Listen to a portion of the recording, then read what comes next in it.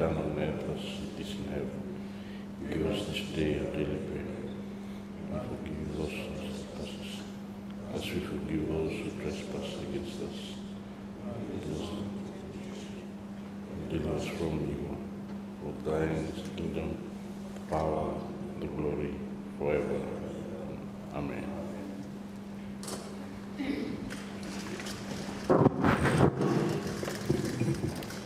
Thank you. Parliament resumes. Asking and answering of questions.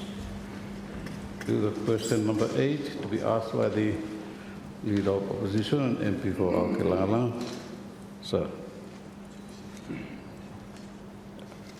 We, Mr. Speaker, and Vavag Saliana. So, question 8, Emi Golo Minister, Blow Mines. And Emi read also, can the Minister inform the House, or I think Finance 2 year. Can the Ministers inform the House on the following? A, what is the total number of mineral prospecting licenses issued by the Ministry to date? And B, what is the total number of shipments made to date from the Pacific nickel operations at Kolosori and the revenue government has derived from shipments to date? Thank you. Thank you, Honourable Minister. Deputy Prime Minister. Mr. Speaker, thank you. Thank you, my Leader of Opposition, for asking that very important question. So I will be answering the part A of it. I'm Minister of Finance, the second part B. So the question asks for the number of prospecting license. We have 19. Thank you. Thank you. Honourable Prime Minister. Thank you, Mr. Speaker. Part B of this question, what is the total number of shipments made to date? M6 fala, Mr. Speaker. You may, of course, the net worth $100.8 million. You may collect him also royalty 3.5 million. That's 3%. And royalty withholding tax of 2.2, sorry, 162,327. PAY tax, 1,063,000. $63,197 and for local employees number, Mr. Speaker. You may, another 6 shipments export duty up to June, $1,852,952 based on custom data from January to June. You may still for July and August and yet to be provided. So that's total other taxes and be $3,078,476, Mr. Speaker. Thank you, Honourable Minister. Honourable Leader of Opposition. Thank you, sir. Just the first part, Longo answer, Minister of Finance, in terms of total revenue where company taken out of the 6 shipments, yeah? Did he say 108 million for clarifying? Thank you. Honourable Minister. Total, Mr. 100,830,854 dollars. That's the total export earning, and 3 out of that 3,526,897.99 cents of royalty. Thank you. Honourable Leader. Yeah, thank you, sir. If you may add in PAYE 162,000, nara 1 point something million longo nara tax, yeah, 2.1 million longo royalties, 3%, yeah. It all comes to just around 5 million total out of 100 million 800,000. It just seems really ridiculously low for a strategic resource, Mr. Chairman. So I suppose, Mr. Speaker, so I suppose my next question following that revelation is what government intends to do and how quickly to do about changing or get our figures here, low revenue for Kamlo government. Thank you, sir.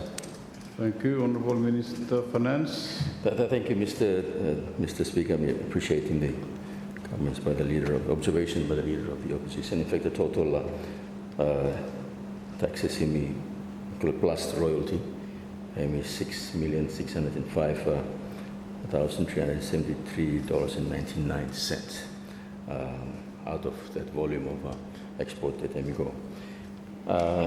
Yes, Mr. Speaker, this is one area that you look at, and I made very approached the cabinet and then caucus and informing more that we are going to look at these things, Mr. Speaker, because we are tied down by what MOUs and agreements that we signing with the mining company. The nature of mining companies, Mr. Speaker, I mean, a little bit on them, because of the front loading now with very, very big capital expenditures have come by way of machines and also so run into millions of dollars. And also, and that is even before they do any work for this country, or they're already incurring very high capital cost. And also, so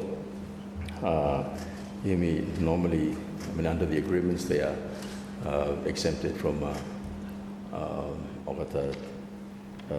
import tax, duty, law, or the machines that will take come, fuel cost, and also both goods tax and customs duty, and also. So they've got a number of other things as well as built up inside of the MOU. They are not or the foreign employees that got to come over here not taxed under the MOUs, and also the non-resident withholding tax to foreign consultants, even of paying that one. Of course, they're subject to company tax. That's 35%, but they're not making any profit for the first. Normally about 10 years, and also because they carry forward all the losses, yeah, and also same go for that. So I think that just put that the concern raised by the leader of opposition in context, and also so we are will be approaching cabinet for me for renegotiating some sort of agreements here, Mr. Speaker. For example, the normal practice is that you end him. Or got exemptions here. On any tax practices, you stop at the commercial production stage. Once in custom commercial productions, all exemptions should be dropped. But it's not some of mining agreements, the agreements in the government and go forever. So that's at least an oversight there, Mr. Speaker, that all the companies will enjoy this. The way it is worded, forever, if they exist here for 25 years, for 30 years, they will enjoy this exemption for us. So we need to go back to cabinet. I need to get the cabinet approval, Mr. Speaker, for even negotiating some of the clauses inside law with the mining agreements here, Mr. Speaker. Thank you. Thank you, Honourable MP for Small Malaita. Thank you, Mr. Speaker. Me, like survey of the Minister of Mines, for clarifying 6 shipments here or the lotis here or start Kamlo operation lotis for a company. And also if the Minister could enumerate the content, minimum volume, lo nickel, lo 6 shipments. Thank you. Honourable Deputy Prime Minister. So, thank you, Mr. Speaker. Thank you, MP for Small Malaita.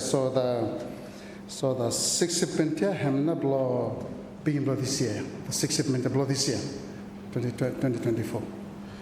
The volume below tonnage we have go him 363,505.6. I'm not volume below ton below the seven boy. Thank you, Mr. Speaker. Sir. Thank you, Honourable Leader. Thank you, sir. Mr. Comeback Law, earlier responsible Minister for Finance. In the case of Goldridge, where there is processing, or get agreements, makes sense, and the tax treatment makes sense. But the case below here, Kolosori and West Renal, and where you just go no more with the excavator, you dig, you put them no barge, put them no ship, go to China, those things must not apply. Logging no more, you go cut them tree, you hold them down, you put them no ship, go to China. And so, if we get the kind of MOU and agreements in place, bara was still in Yumi Strait na Yumi bara losing big revenue straight. So they should not apply. You just digging ore, putting it on a ship and go.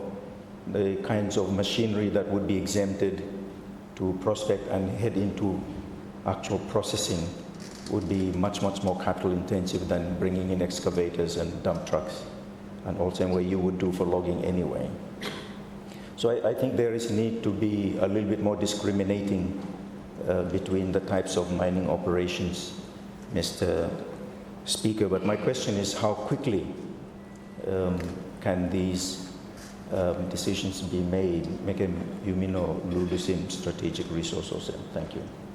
Thank you, Honourable Minister of Finance. Thank you, Mr. Speaker. We appreciate the concerns, the observations made. This will be subject of discussions that will be had with Cabinet and that one. I'm thinking as soon as Parliament rise, we will be approaching Cabinet. This one for seeking directions on how for me review a number of MOUs and I think that they're doing that now. Mr. Processes says I'm going to go ahead. Mr. Speaker, I've suggested the Ministry of Commissioner, for example, it needs to come up with a standard package for putting inside the text, for putting inside the agreements. So from what I'm getting now from the Attorney General is that in the review, I'm going to go ahead and they will be, which should at some point in time let us know that the reviews are happening, and I would like to have some input into it, Mr. Speaker. Thank you. Honourable Leader. Yeah, thank you. Please, nudge it along. No good review, go, you make Christmas with him. Mineral go, me go worry lemon. Three by rain go, aqua, grow back more, but a resource blue me, go, no any ban or regrow. We cannot just watch it. My next question is with regards to Kolosori in particular and Pacific Nickel.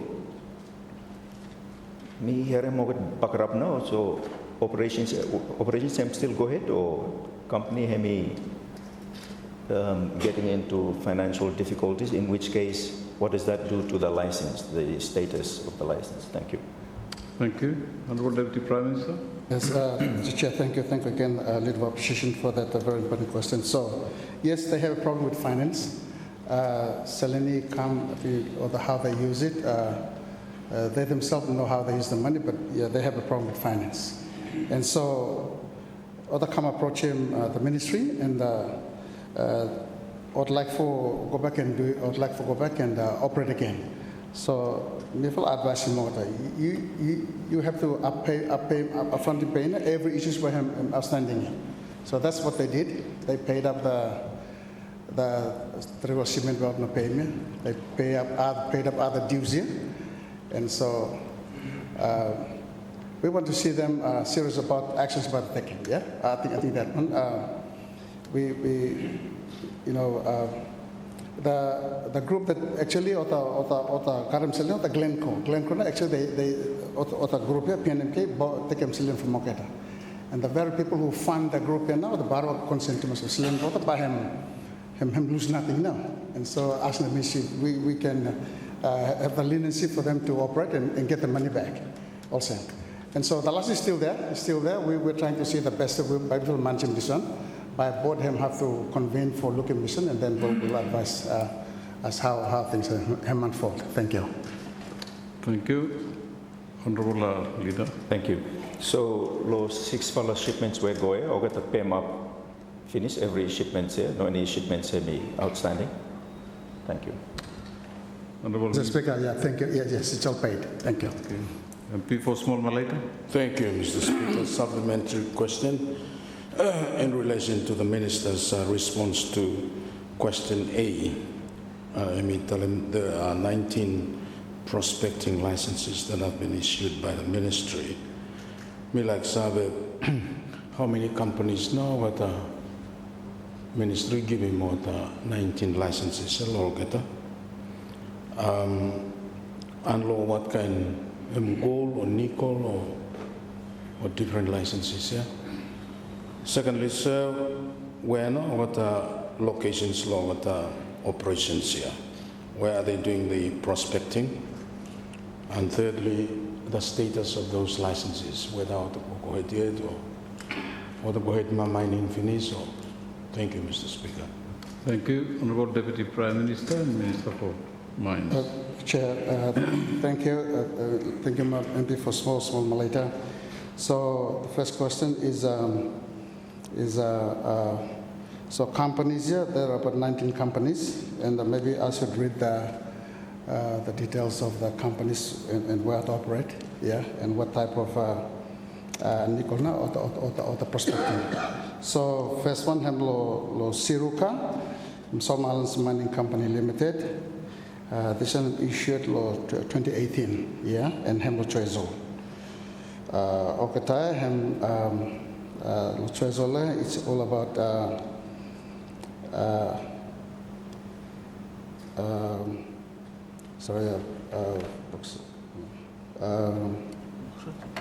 bauxite, yeah? Yeah. No, Treasury hem nickel. Some islands, Lovangunu hem is about gold. So next one hem na Lovangunu, we will issue lo 2 to 19. Yeah, Lovangunu hem lo Marovo. Nihao investment hem lo Kolula lo Guadalcanal hem about gold and copper. Gold and star resources. Hem lo Isabel hem only bauxite, yeah? Nickel na lo Isabel, or every nickel Isabel. So Golden Star lo Isabel. Iputu Development Company, this one hem lo Iputu hem lo Iputu Isabel too. Isabel Iputu, Florida Hemlo Temotu. Oh, sorry, Florida Hemlo Renault, Western Hem Bauxite, Sansan Capital Limited, Hemlo Golkanal, Antaplo Gold Regia. So that one, Solomon Islands Resources Company, Hemlo Isabel, this one Hemlo nickel mining. Far East, Hemlo Isabel, yeah, nickel as well. Santa Mining, Hemlo Temotu, Hemlo Bauxite. New Asia Mining, Hemlo Malaita. This one hem about titanium and other minerals. Sankama, Hemlo, this is one company, Hemlo Golkanal, Nasa Lokuma, Weather Coast of Golkanal. This is about gold. Sankama more, Hemlo, about gold too. This one, lo Western Province. Win-Win Company Investment, Hemlo Golkanal, Hem about gold. New Asia Mining, Hemlo Malaita. Some with the other ones today, Hemlo titanium and other minerals. Janshu Trading Company, Hemlo Golkanal, but gold. Goodwin, Hemlo Golkanal, about gold as well. And the one for Goodwin Limited, Hemlo Golkanal as well. Thank you, Mr. Speaker. Thank you, Honourable Minister. Honourable Leader of Opposition. Thank you. Question going for Minister of Finance. Going back to the earlier response law, 100,800,000 revenue for law company long value law shipments, 6 file shipments go here.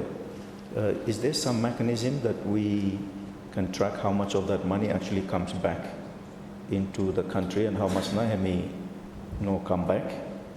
And that you may get some say in why now Selene no come back, whether they are legitimate expenditure block and also. So we don't end up in a situation also in New Guinea or in US dollar and you may lose in control. This has been a problem with logging for the last 50 years. And if you may not fix it, you may problem all mining. Thank you, sir. Thank you, Honourable Minister of Finance. Thank you, Mr. Speaker. Thank you, Leader of the Opposition, for raising that one. That's a big issue you face right now, Mr. Speaker. Most of the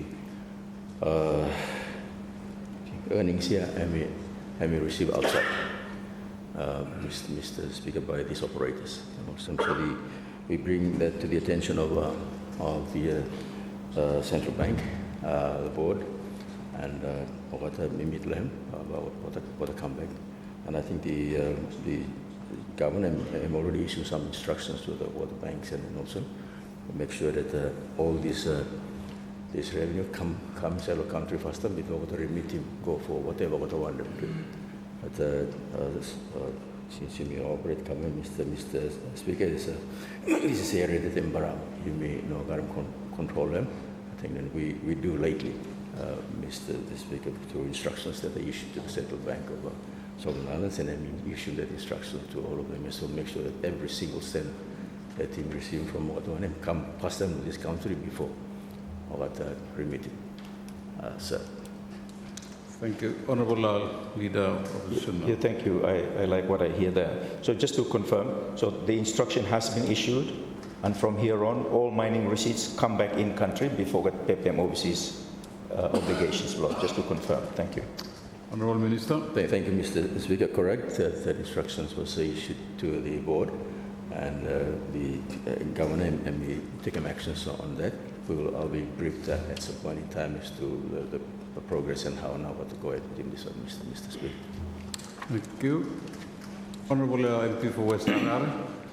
Thank you, Speaker. Supplementary question. Minister, have me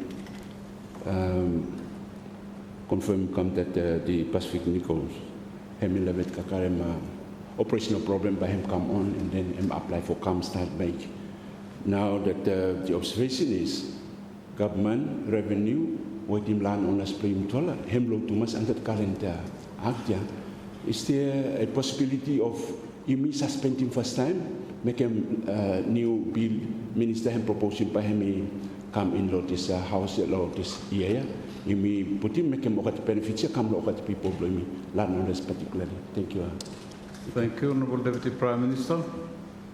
Chair, thank you for the question. I think the suspension, I think Thingham companies, remember time in law Parliament that was suggested already. But I think the issue here is awesome. We're trying to support them revenue block country. Yeah, even though little say I'm down, so we are trying to limit the own and then revenue him come. But the minerals mines new act here is in the final stage now. Ages here in the final stage. By him, Parliament sitting, him should debate in that manner. Yeah, that new minerals bill. Yeah.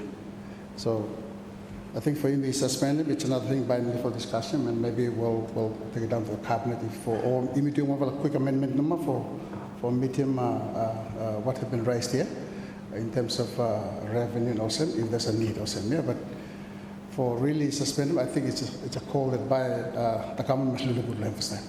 Thank you, Mr. Speaker. Thank you. Let me give the floor first to the Honourable MP for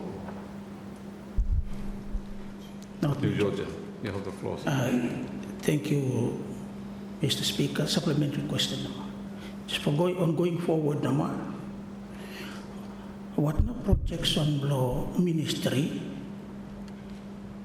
in terms of the volume of ground or soil by every 19 licenses taken out of the country if they are all operational? What now projection?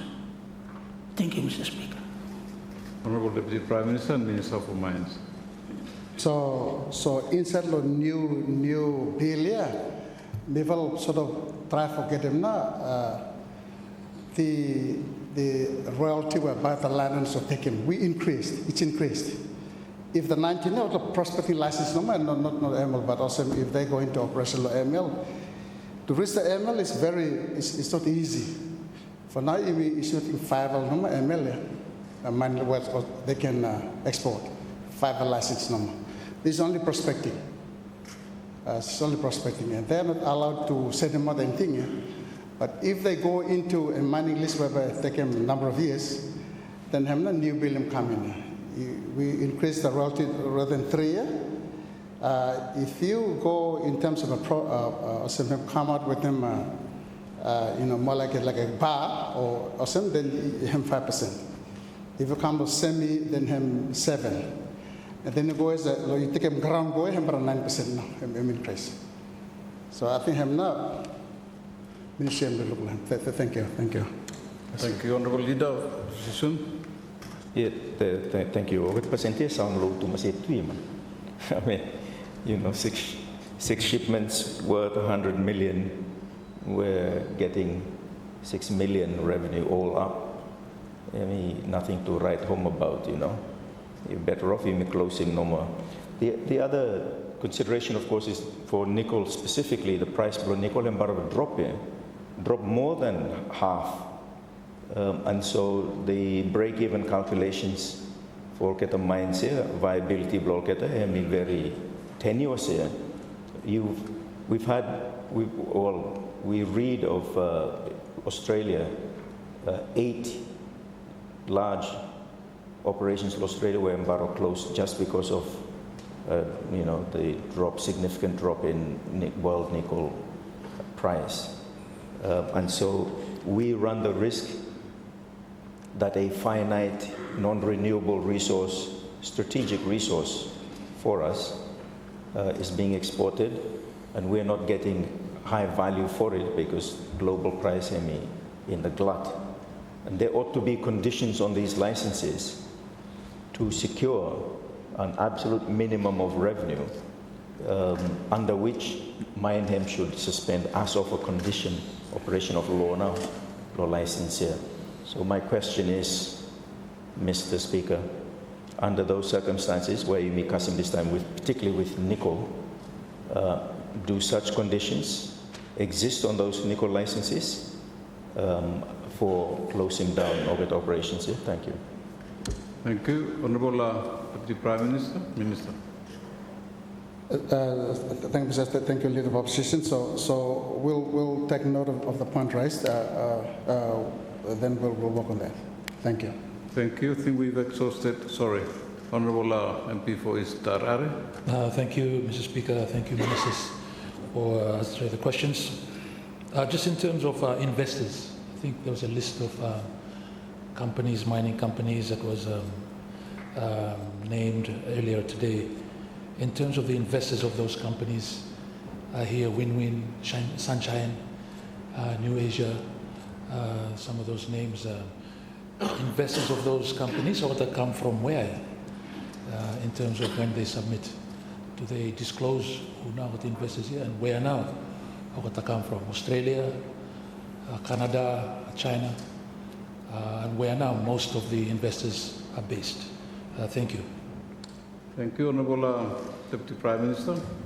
Mr. Speaker, thank you, MP for East RRA. Okay, so the entry of every investor's camel or FID, they're the ones actually deal with them, where they come from, or not deal with them.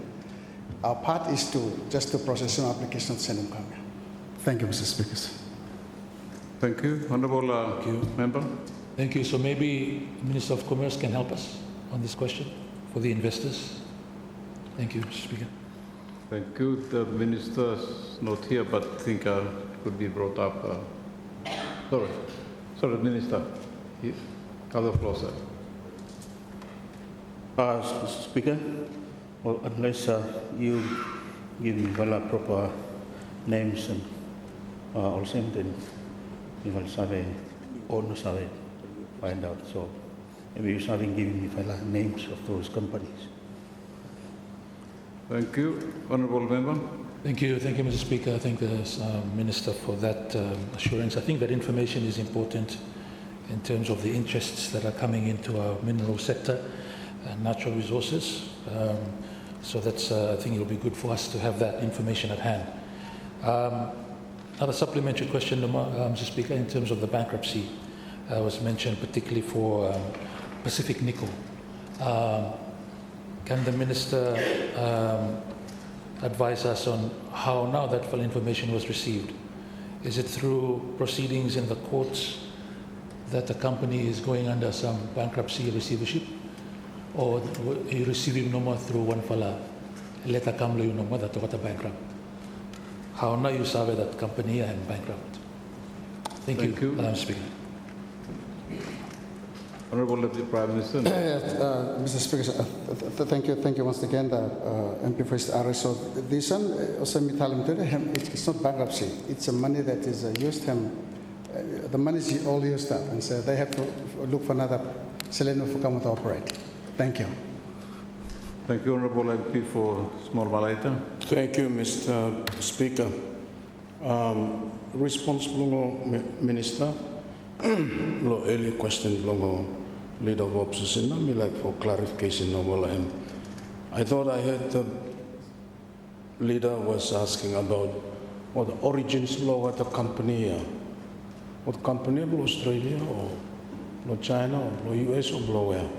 So I want to know whether that kind of, and then the minister, we tell him that what no information it's not part of their criteria or what not decide what kinds of also. So I want to know whether me question where minister sabe too where now what they come from or what companies or what the board of directors or the owners of companies here. Is it not part of the information where to give him a minister, time him decide for give him license? Or the board time to give him license? Yeah? Is that not part of the information before the board, before or to give him license that origin law the company or no need for survey? Me like for minister clarifying. Thank you, Honourable. Minister, may I clarify? Mr. Speaker, thank you once again, MP, for the question. So the director of FID actually is one of the board member. And any issue with the registration of companies, that lady actually she's no work for inside the board here. And so if she him approve him, board meet no more also give him approval also. So lady, the director was there in the board. She was one of the board member. Thank you, Mr. Speaker, sir. Thank you. Sorry, let me give the floor to the Honourable Minister for Commerce first. Thank you, Honourable Minister. Thank you, Speaker. Just like for just supplementary answer no more. Maybe I'm good for giving my list here, then we also provide them who now shareholders, board of directors, where now it come from also. We also provide them long pigeonholes. Thank you. So that information, the Ministry of Mines will give it to the Ministry of Commerce, and the information that is sought will be distributed to members of Parliament. Thank you. Yes, thank you, Mr. Chairman. I'm good for left hand, give him the right hand. Like 10, 12, give him come low tail, decide. Or you make clear good law, get something. Just in terms of Orchid Law Western Ole, 33 shipments remain unpaid as of early this year. Has that now been paid?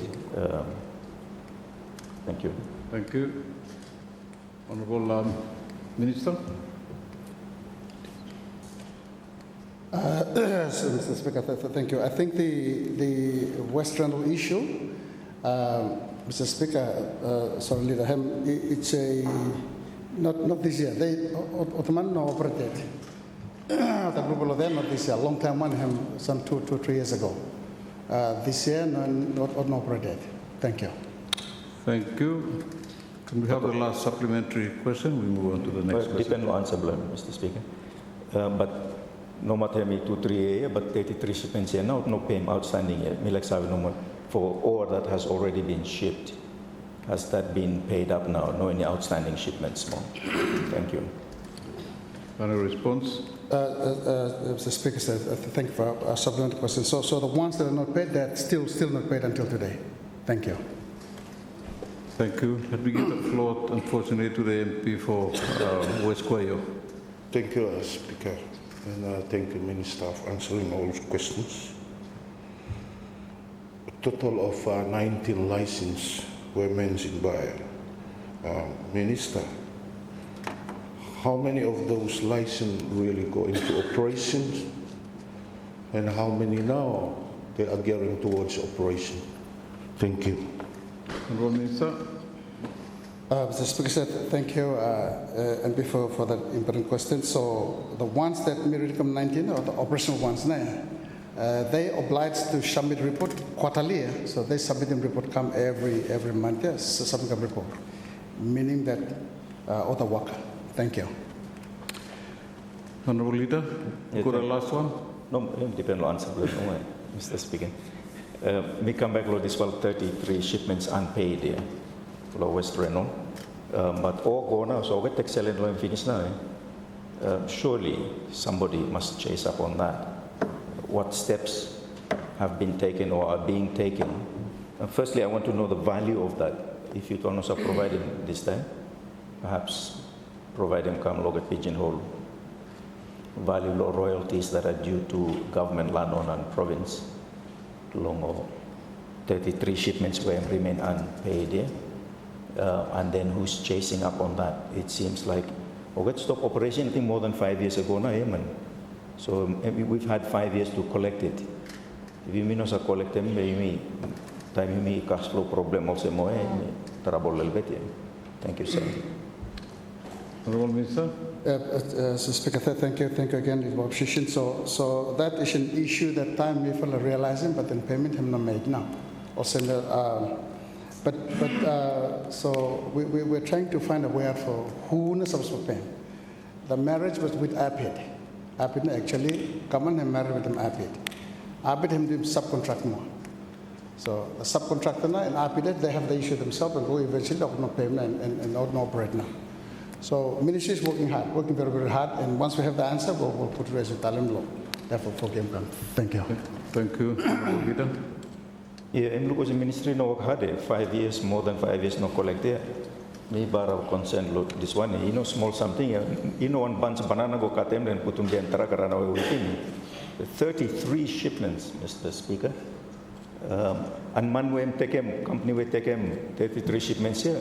Obviously, hide one here. Right? Cannot go hide them 33 shipments to any place no more. It shouldn't be difficult. We should engage international organizations or even get bilateral partners, believe me, in chasing up on it. And I note that West Renault, you will issue new license more, but those same people no more involved with something, and yet you're rewarding them with more license when this kind of malfeasance has been happening, Mr. Speaker. So me, bar concern with this one, working hard, but working hard for 5 years here.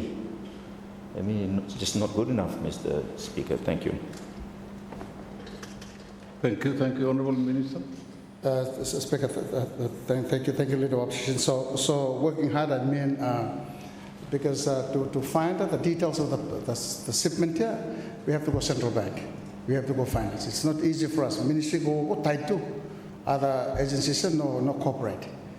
But so we're settling down now. We're settling down the issue of license law Renolia. So the person actually is subcontract. I'm not got one model company, so he went in there. And we're trying to, work hard for talent. Who's going to pay for this outstanding here?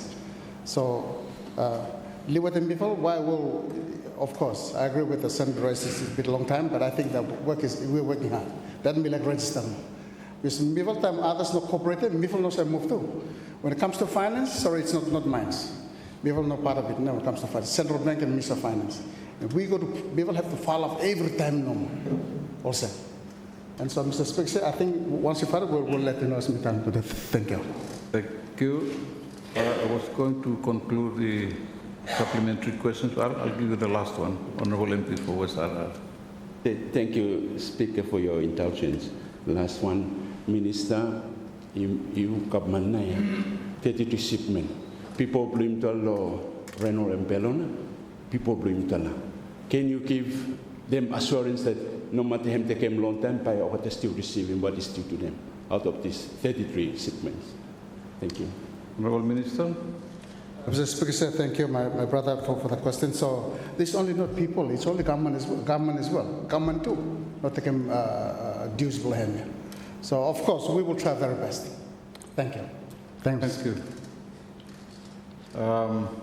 Honourable MP for, Honourable MP for West New Georgia, Wona. Thank you, Mr. Speaker. Just a supplementary question. With the operations law Renault, the West Renault company leaving hole inside the ground. Are there any plans for covering back of the hole? Thank you. Honourable Minister. Mr. Speaker, sir, thank you, MP, for the question. So nature blow that mining, I'm not that one. Nature, you dig him up no more, then export. Then you must cover him back. I think previously, others said no, a little bit lack him too. And so also me tell him today, when it comes to some issues, environment, yeah, for going environmental issues, there, but only mines no more. So yes, nature blow a mining yellow Renault, him also dig him up in the ground and export. Thank you. Thank you, Honourable MP for Aoke and for you acknowledge the responses. Yeah, thank you, Mr. Speaker. Ogot hole, by stop lo de all when I go Jesus come back. Just by ogot money run away when you see take him ground away. It's the epitome, it's the example of mismanagement of this resource, of the minerals resource. It ought to be, Mr. Speaker, condition below each shipment or pay up front. No, wait 10, 20 shipments, then also pay. Hey, you me borrow act also me garam selling too much man. Me desperate for selling. And so, you know, the excuse that, oh, me value mines no more, but central bank or finance more, also, it's a terrible excuse. Government agencies, there must be a better mechanism in place. The mineral sector is a very strategic sector.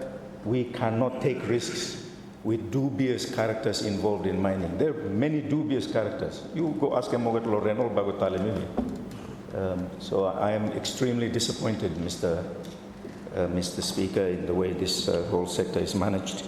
But regardless, I love my dear brother, the Deputy Prime Minister, and wish to thank him for responding to the questions. Thank you.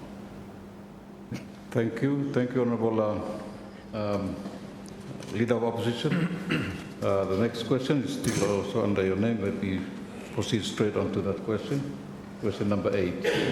Are we, Mr. Speaker? Let me go. Sorry, question number 9. Yeah. It's a little bit out of date, not in question, but then we're here now, so Minister, I'm ready to so. Education, and also, can the Minister inform Parliament on the following? A, what is the status of the 20 million MP Scholarships Award grant under the 2024 recurrent estimates? And has this item also been affected by the reservations? Thank you. Thank you, Honourable Minister for Education and Human Resource Development. Thank you, MP for Aoke Langalanga, for the question. Thank you, Speaker. So I'd like to, first of all, just to answer this question, yes, for 2024 fiscal year, a total of 20 million was budgeted for. It's allocated under the Members of Parliament award grants, which out of the 20 million, if you divide that by 50 members of parliament, it should come down to 100,000 dollars for each constituency, the 50. And this scholarship award grant, the 20 million, is included in our recurrent budget. And if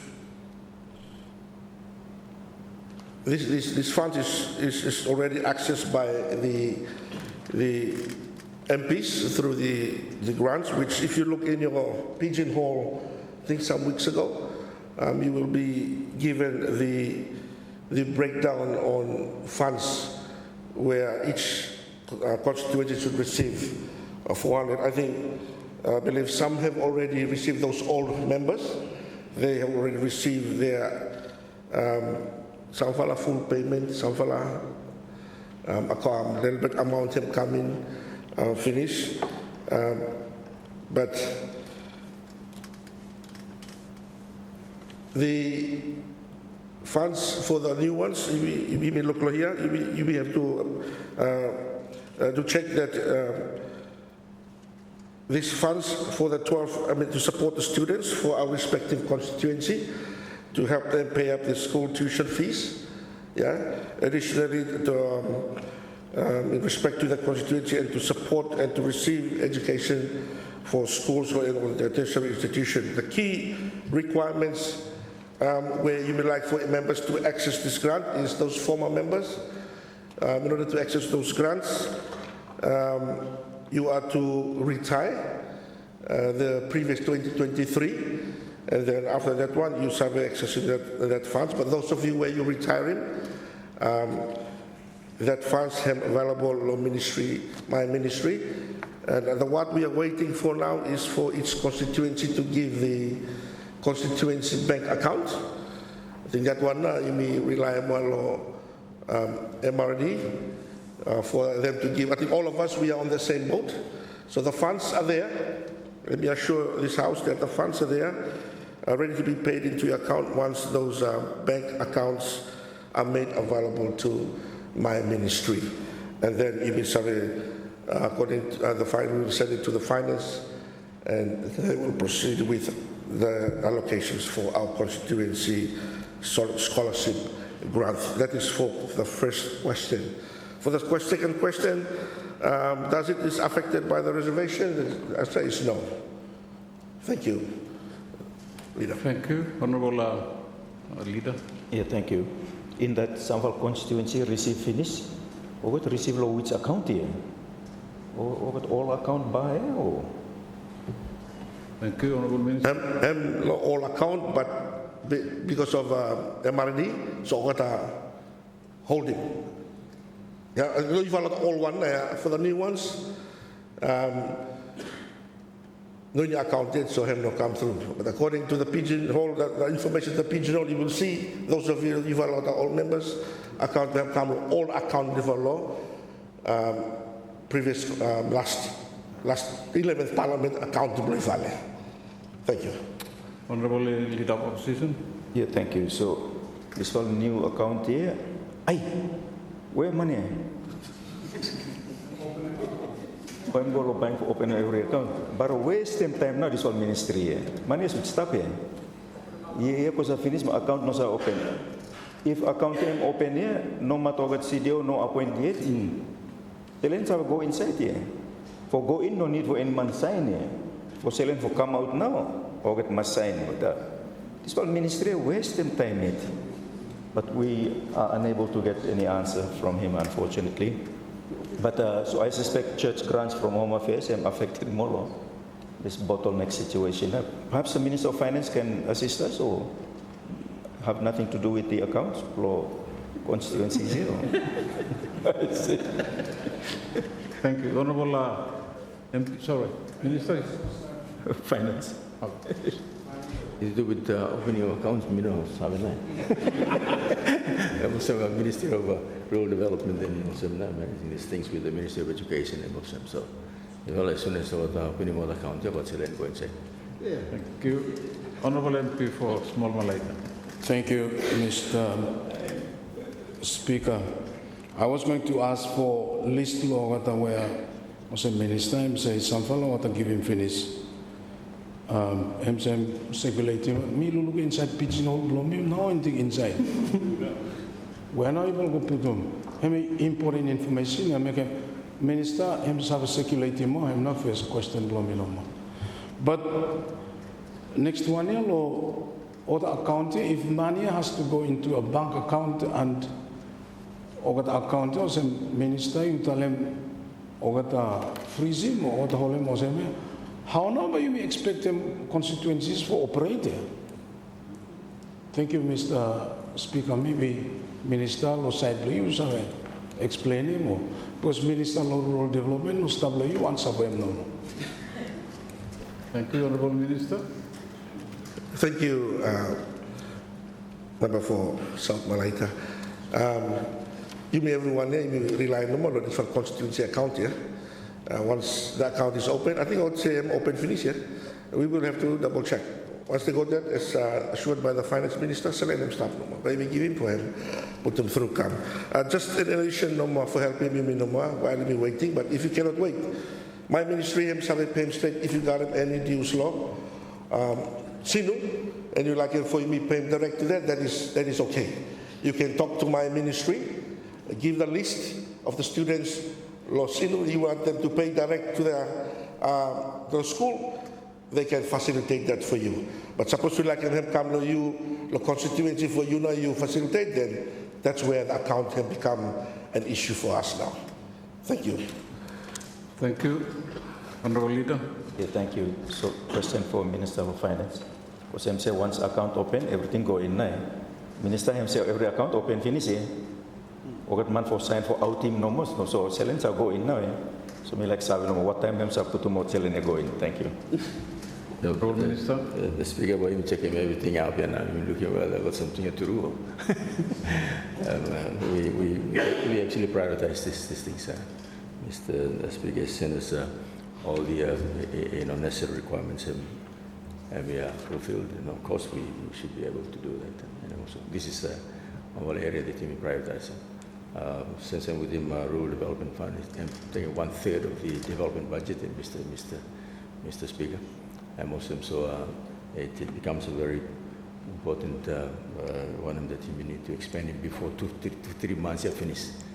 So we need to get all these processes quickly, so that let's give me expanding 1/3 of the development budget. You add him go more, but other things that then come to line ministries, you're looking at quite a big chunk of this year's budget and come through members of parliament.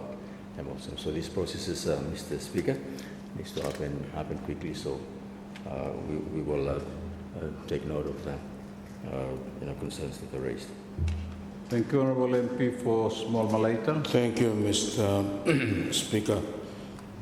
This is a question by you may address him, law minister, time will come now. Yeah, thank you. Law the accounts here. Because me not looking also how now you operate anything, even for opening account here. CDO law him tell him for CDO now, one follow signatories here. But time even appoint him CDO, by how now you open him account here? Question blow me, you may law scholarships here. Me like sabe if minister sabe confirm whether this whole 20 million law here MP scholarship him different from this kind where or the apply go law CITESA, then ministry or CITESA give him come or the members a choice of 4 scholarships. To valid different or him no same one here. Thank you. Thank you, Honourable Minister. Yeah, thank you. I think for me, answer first question, the paper we put on a pigeonhole a few weeks ago, yeah. But if you don't got them, then by me, send them come back more for you. Second question, the final question number is that one is different. Where no scientists have different. This one here have different too. Thank you. Thank you, Honourable MP for West Harare. Thank you, Speaker. Thank you, Minister, for answering. Me follow up lo question lo small Malaita. Different one now. Me lo hem the 4 scholarships. the wisdom behind this fellow scholarship, this fellow policy, good one to months, yeah. Him giving to member, by me look at the families where about unfortunate constituency, that's him just I recommend him. That is one fella put something about this fella, for fellow scholarship, yeah. Good policy, you think for you have a little bit move up more, make him go 60 or 80 or 10. Next year, Speaker, thank you. Thank you, Honourable Minister. Thank you, Professor West Arare. Something by me, look at yeah. We have to put it. Yeah. So once we increase it, we have to increase the funds too. So it will depend on that. So we will look at that. Yeah, if we can increase it, by me doing. Thank you. Thank you, Honourable MP for East Arare. Thank you, Mr. Speaker, and thank you to Minister. Just like for thanking Minister Nomal for this whole arrangement I'm doing with the Sinu, I think with MRD, where if I'll allow him now, some follow me for sign him now, MOU agreement with them, waiting time sell income. So I think that is very much appreciated. I'm allowing now a good number of East Arare students go ahead now, Sinu. My question no more is that would that be also expanded to, say, USB? Because I think if that is also there, by him allowing to some of the students there where so I continue for study with the undertaking that there will be payment coming in once funds are available. But once again, I just want to flag gratitude no more on behalf of East Arare in terms of good number of students already undertaking their courses now, and just asking no more whether that can be extended to USB as well. Perhaps some vocational too. Kind of thing. Thank you, Thomas. Thank you, Honourable Minister. Thank you, Member for East Arare. Yes, for the senior one, it's an arrangement where it has been come through caucus, and then you may help, and we'd like to thank Sinu for accepting our intervention on that one. For for USP, I cannot say much because it depends on USP institution. We haven't gone to them for ask for that, but if it's necessary, my ministry can go and ask if that one has accepted for giving me that type of sort of arrangement. We can explore with USP. But me, I'm only doing this one with Team Sinu because a lot of our students we have covered in our constituency are going to Sinu, so we do that so that Aoke can start in schools block. But we can explore should there is a need within USP. Thank you. Thank you, Honourable Minister. Honourable Leader, I think you've exhausted on supplementary questions on that principal question. Yes, I do wish to thank those who have asked supplementary questions, and I do want to thank the Honourable Minister for very ably responding to the questions. Thank you. Thank you, Honourable Leader.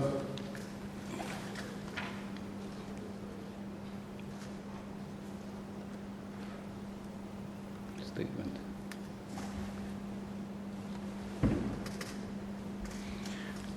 Statement by Ministers.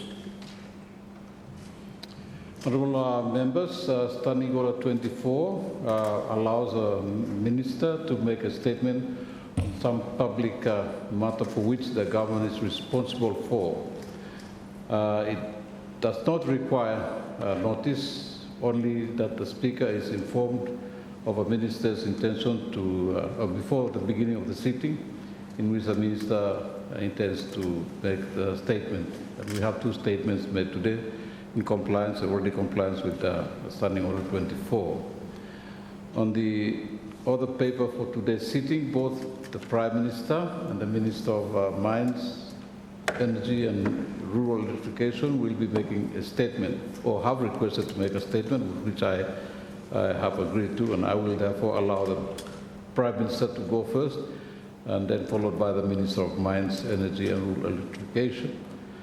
Honourable Prime Minister will now make his statement in relation to the Prime Minister's housing rental arrangement. Honourable Prime Minister, you have the floor, sir.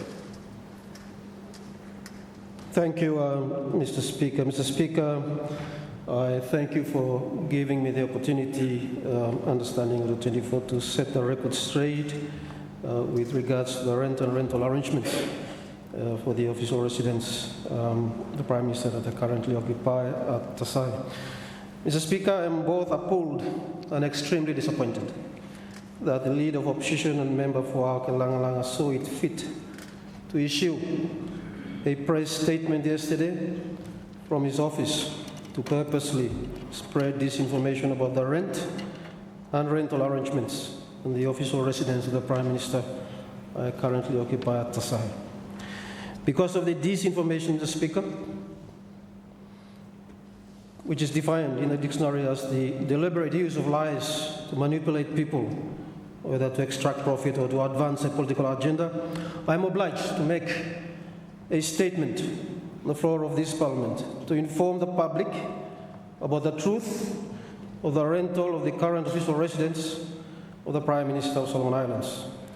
Mr. Speaker, Solomon Islands is the second largest country in the Pacific by landmass and the third largest by population. Yet, we currently do not have an official state residence or residences for the heads of the three arms of government: the executive, which is the Prime Minister, the legislature, which is the Speaker, and the judiciary, which is the Chief Justice. So, as you know, Papua New Guinea, Fiji, and many Pacific countries that are much smaller than Solomon Islands have official state residences for their prime ministers and presidents.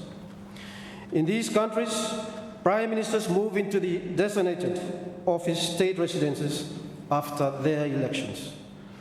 So, not so in Solomon Islands, where prime ministers are expected to look for their own accommodation. These put Solomon Islands, the second largest country in the Pacific, in very poor light by comparison, in particular with our small neighbors. So the time has come for this Honourable House to set the record straight and accept the fact that as a country, we have not given due recognition to the simple fact that from the moment a new Prime Minister is elected and is sworn into office, the state becomes responsible for the security, accommodation, and other arrangements relating to the Prime Minister. All members of this Honourable House, several being former Prime Ministers, will know that apart from the Governor-General, only the Prime Minister is accorded a 24 state-funded security arrangements.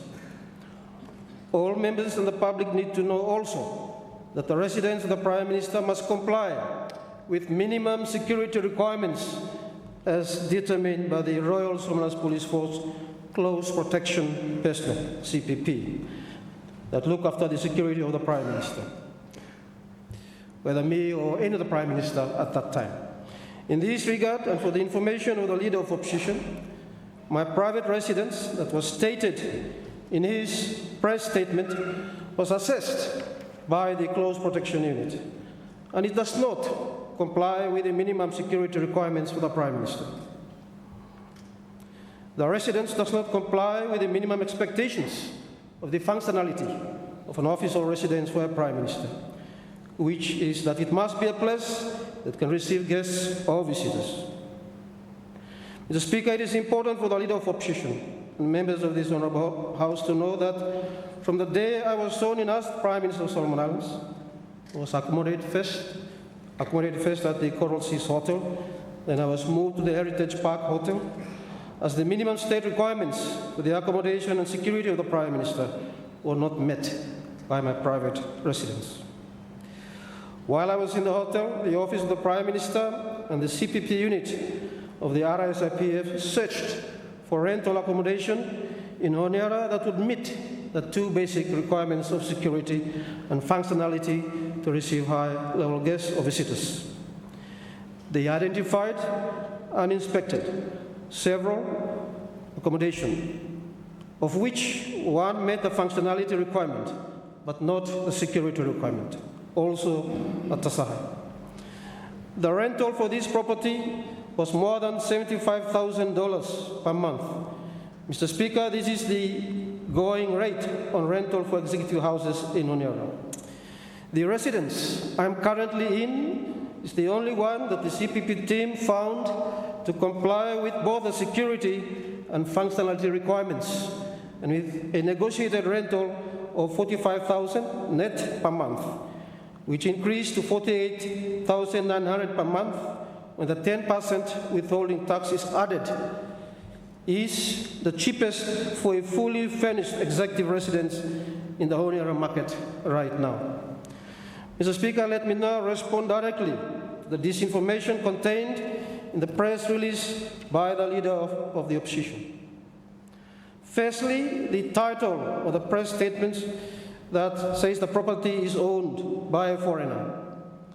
Mr. Speaker, let me inform the leader of opposition and members of this honourable House that the residence I currently occupy is owned by a Solomon Island citizen who is married to a Solomon Island citizen and whose family lives in Honiara. The landlord has been living in Honiara for the last 30 years. He attended high school in Honiara, at Betikama, in Honiara High School. Secondly, while the total rent per month is accurate, I pay 20,000 per month or 60,000 per quarter directly from my salary to the landlord. This 20,000 per month is my current entitlement as Member of Parliament, not as Prime Minister. That is paid quarterly with my salary by the Parliament, and I think the same arrangement goes to all Members of Parliament. The rental entitlement is paid quarterly through your salaries. The same applies to me. So the statement is incorrect. So the statement in the contract, as contained in the press release, that the Parliament pays 20,000 per month and 60,000 per quarter, refers to the housing allowance that is paid with my salary, which I then pay my share of the 48,900 monthly rental for the residents. This is not a separate payment by Parliament. It is simply the payment of my monthly allowance, which all elected members of Parliament receive as part of their salaries every quarter. This cost-sharing arrangement means that the state pays 28,900 per month for the rental, and I personally pay 20,000 per month out of my salary based on the entitlement of 20,000 per month housing allowance accorded to each member of Parliament under the Parliamentary Entitlement Regulations. Based on the above of the alleged 1,760,400 in rental for 3 years stated in the press release, I will personally meet $720,003.60 from the housing allowance paid together with my salary on a quarterly basis, and the state meets $1,040,396.40 for the 3-year rental period. On an annual basis, I personally pay $240,001.20, and the state pays $346,798.80, totaling $586,800 per annum. Mr. Speaker, allow me to make an observation on the 20,000 per month housing allowance entitlement in the P era.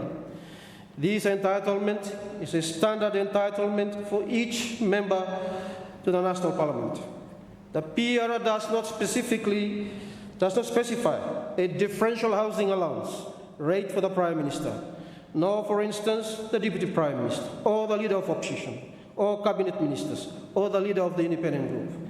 This, in my view, is a gap that needs to be seriously considered by the PEC, because to apply a standard housing allowance entitlement across all 50 members of Parliament is only recognizing them all in their capacities as elected members of Parliament.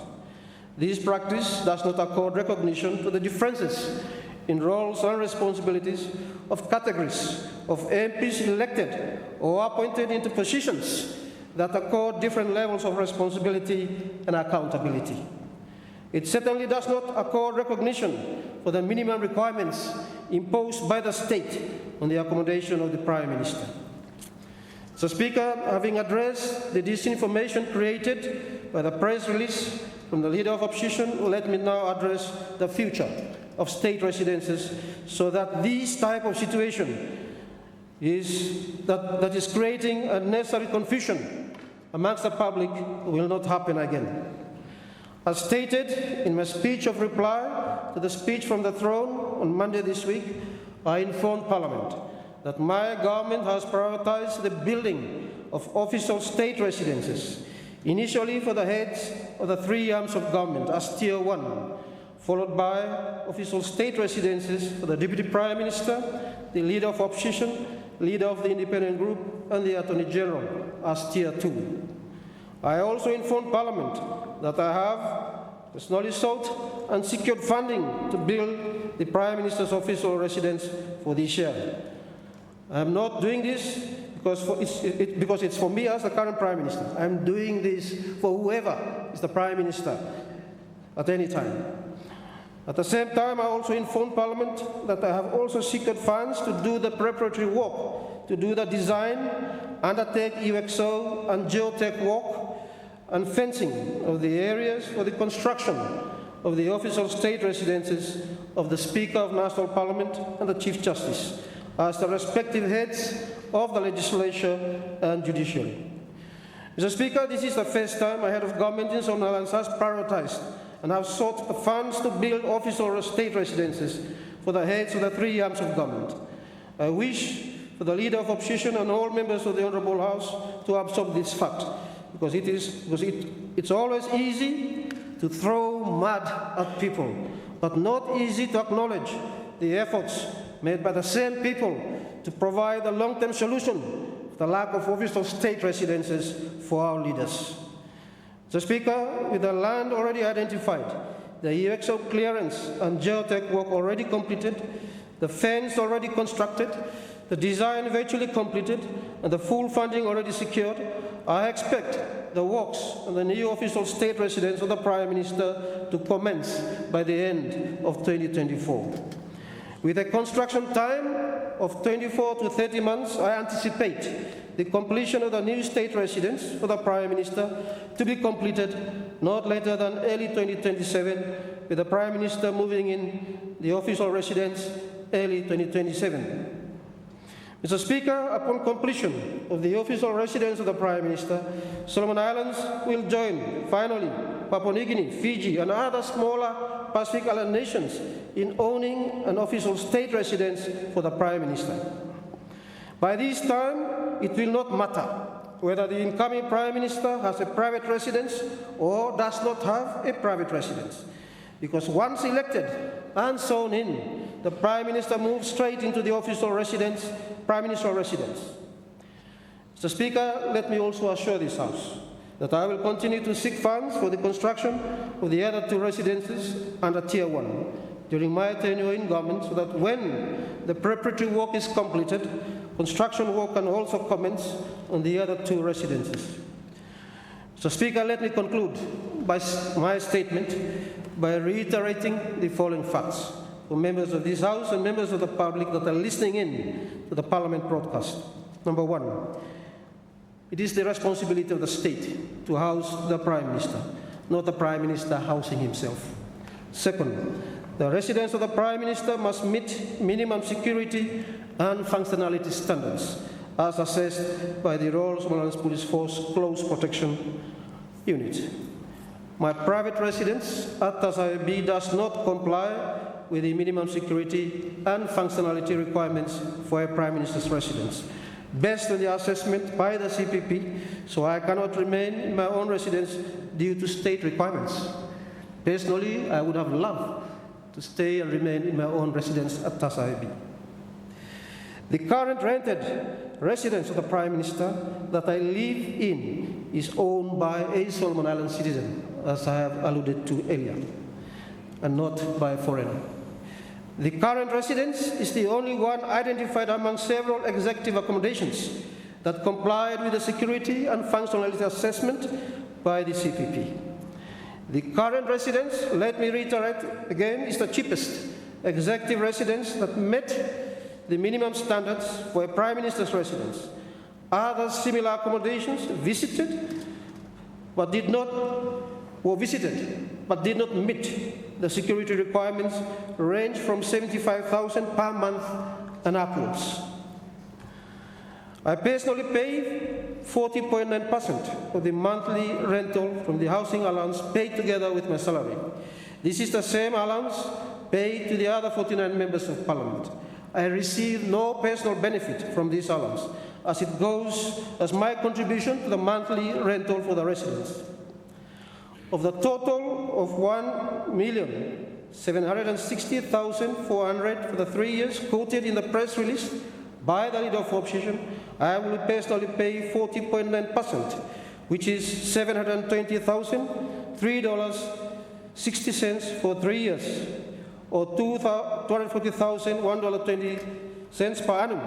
That's if I continue with the Prime Minister. The state pays 59.1% of the rental, which is $1,040,396.40 the 3 years, or $346,798.70 per annum. I want it known and acknowledged by the Leader of Opposition that I have personally sought and secured funds, as I've said, to build a new official residence for the Prime Minister, and at the same time, I've secured funds to do the preparatory work on the official state residences of the Speaker and the Chief Justice. I expect the construction of the state residence of the Prime Minister to commence no later than the first quarter of 2025, or by the end of this year it should start and complete by early 2027. When the official state residence of the Prime Minister is completed in early 2027, Solomon Islands will finally join other countries that already have official state residences for their Prime Ministers and Presidents. Mr. Speaker, I am satisfied with my record in as far as official state residences is concerned, because I am currently staying in one of the cheapest possible executive residences that meet the minimum security and functionality requirement by the state. I am paying for 40.9% of the total rent from my own pocket from the rental entitlement as Member of Parliament. I have personally sought and secured funding to build the first ever official state residence for the Prime Minister. I have sought and secured funding to undertake preparatory work for the official residences of the Speaker and the Chief Justice. And I have achieved these within the first 4 months of my tenure as Prime Minister. Mr. Speaker, let me thank you again for allowing me to clear the air on what I consider to be malicious disinformation spread by the Leader of Opposition that needed to be corrected on the floor of this Honourable House. With these remarks, Mr. Speaker, I assume my seat. Thank you, Honourable Prime Minister. Honourable members, again I make reference to Standing Order 24, especially 24-2, Standing Order 24-2. Honourable members, as you will note, under that Standing Order, I will allow a few short questions only for purposes of clarifying what has been presented. But I shall not allow a question to be answered if the question introduces a matter which is not related to the statement. Also, please note that a member shall not address Parliament on the statement, and a question shall not be made in a pretext for a debate. Does any member on this note, in accordance with Standing Order 24-2, have any questions for the Prime Minister on the statement that he made? Thank you. Thank you, Honourable Leader of Opposition. Thank you, Mr. Speaker. I stand corrected on the reference to a foreigner who is the landlord for the Prime Minister. Sir, Prime Minister Hemi rightly pointed out the gap in the PR. But PR no mo imigareme for one yumi of members of Parliament. Yumi entitled to him anything where me extra me must be of public interest, and so it is a matter for people to know. I'm one of accountability. At no time did I insinuate or accuse the Prime Minister of anything that affects his integrity in the matter. So my question, sir, is with regards to previous arrangements for prior Prime Ministers, whether similar arrangements were done beyond the entitlements, where hemi inside law parliamentary entitlements regulations. Thank you. Thank you. Honorable Prime Minister. Thank you, Mr. Speaker. Let me thank the Honourable Leader of Opposition for those comments and question. The reference to foreigner is actually contained in the headline of your press statement, so that's why I referred to. With regards to previous arrangements, of course, I cannot talk about what other prime ministers have done. I respect those arrangements. I think others have their private residences that meet the minimum requirements that I have referred to. And it's quite normal in those situations that the state, they are entitled to the rental allowance. But what is common is that I think for the last number of years, affecting a number of prime ministers, because we do not have any official state residence, straight after elections, first few months, move into a motel, while the office of the prime minister seeks for suitable accommodation. So that's quite a normal process, and the same applies in this situation. The Honourable Prime Minister. Honourable Leader. Yeah, thank you. So, I mean, this is a real issue, an issue that is much better tackled under law, parliamentary entitlements regulations, absent State House for the Honourable Prime Minister. Given the explanation by the Prime Minister, would the Deputy Prime Minister or myself or a Minister or Leader of Independent now be entitled to go and seek a similar arrangement? Is that now open? If there is a gap in the PER, could we go and find accommodation and enter into similar kind of arrangement? Thank you, sir. Thank you, Honourable Prime Minister. Thank you, Mr. Speaker, and I thank the Leader of Opposition for that comment. And I'm sure all those Deputy Prime Minister himself and others, I'm sure they have their private residences, and I think the choice is for them whether to remain in those private residences or to seek to live in another arrangement. But I think the trend has been where members of private residences, they normally remain or stay in those private residences. But in the event that they do not have private residences, of course, the Office of the Prime Minister is responsible to look for accommodation for whether it's the Deputy Prime Minister or ministers who do not have private residences. Thank you, Mr. Speaker. Thank you. Any other questions on it? Honourable MP for Small Malaita. Mr. Speaker, me no current question me. No, only questions according to Standing Order 24.2. Okay, question from me also me. By me reframing no statement number. Law question. So, me look also one opinion. You mean no current any formal arrangement law? How for housing like all the state positions, yeah, or the three heads of the government.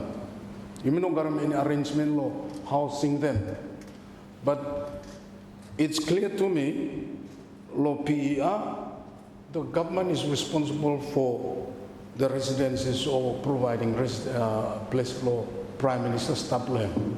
But Prime Minister no more, yeah. I'm not talking about more. Like you celebrate, you know, you don't say who know to do that one for you. Chief Justice and also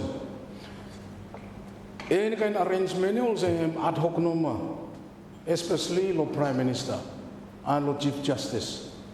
So me one is saving or thinking law Prime Minister at the moment, and given that this issue may ongoing, me one is saving whether there is any policy being developed for this kind of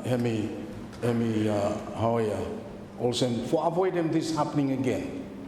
For the Prime Minister, yeah, I think there's something in that. Because meeting the minimum requirements, not only law security, Mr. Speaker, there are other things. Even finishing the House, the Prime Minister, Governor General, Speaker, all the finishings here, they have to have some kind of protocol to it. That one not minimum, so me want to survey whether you may anyone thinking around him that one. Now that we are going to start with 3 Val House or residences for the 3 heads of government, I mean, not inside the house no more, but the building materials, the whole property precincts are the precincts of the property, or what some people say. Now me, like somewhere whether there is anyone or any thinking going on, Lord is all area, Mr. Speaker. Thank you. Thank you, Honourable Prime Minister. Thank you, Mr. Speaker. I thank my colleague from Small Malaita, the chairman of the House Committee, for those comments. He was talking as a former Prime Minister himself, so he's fully aware of those challenges. The solution going forward is as I've said, construction of state residences and houses, and that will address that. And as part of that construction, when the house is constructed, finished, in terms of furniture, whatever, responsibility of the government to ensure that the proper furniture is in those houses, Prime Minister's residence, speakers, or the Chief Justice. So this will be the responsibility of the government as well to take into account those details. Yes, so you rightly said, the arrangements now are ad hoc.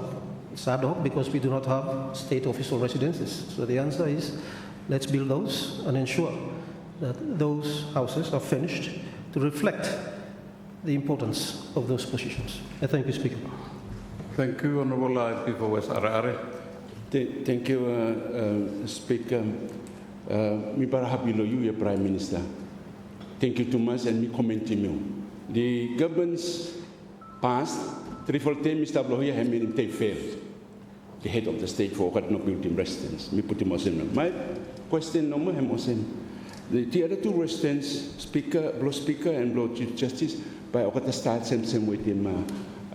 Residence Blow Prime Minister, where you talk like you secure fund in them, Prime Minister. Thank you, Speaker. Thank you, Honourable Prime Minister. Thank you, Mr. Speaker. Let me thank the MP for West Arare for that important question. The design for the Prime Minister's residence has been completed. That does not mean that the design for the other two state residences for the Speaker and Chief Justice behind the same design. It will depend on normally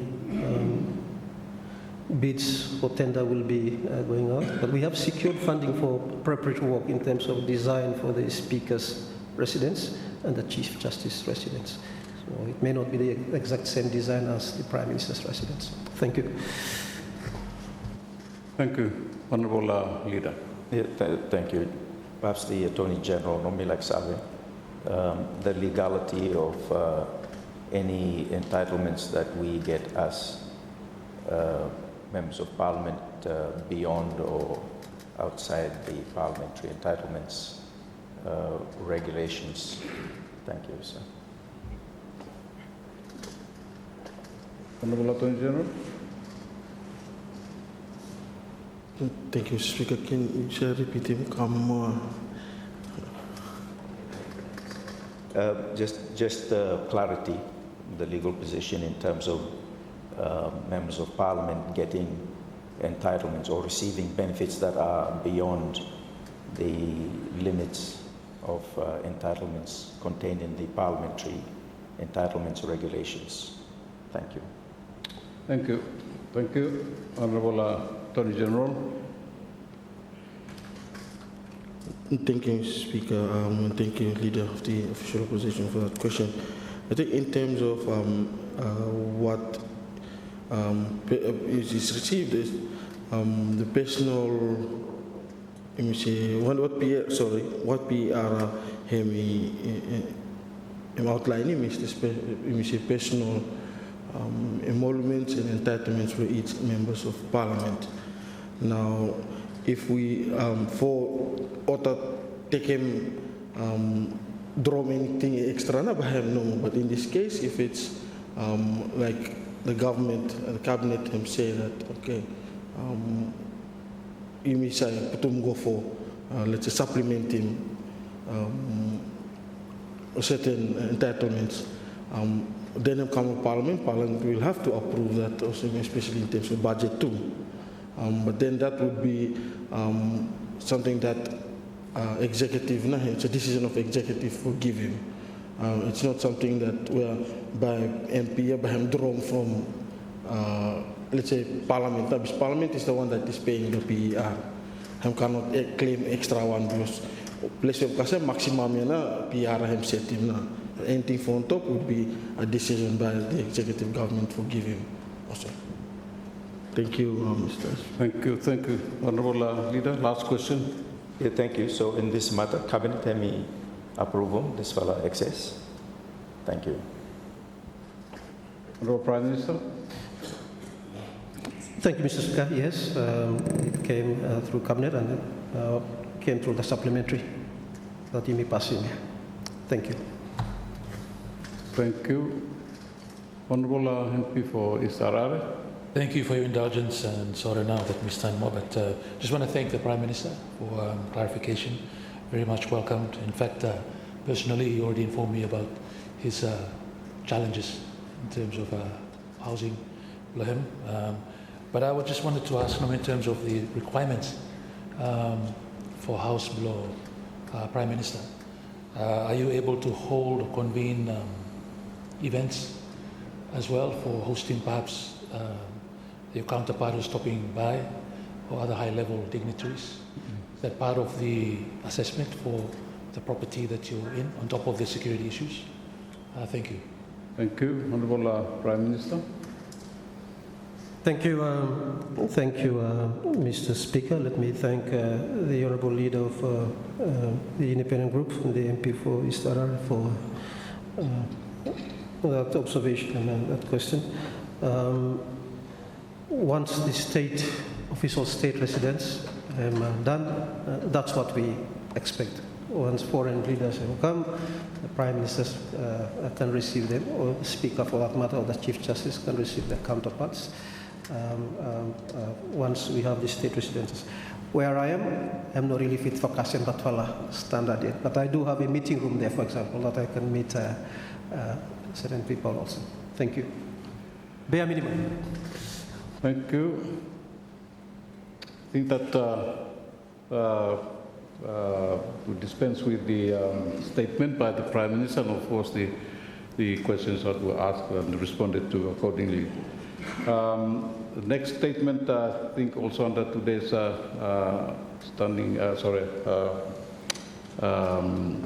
order paper is the statement by the Deputy Prime Minister, Minister for Mines, Energy and Rural Electrification, to make a statement on the Solomon Islands Water Authority.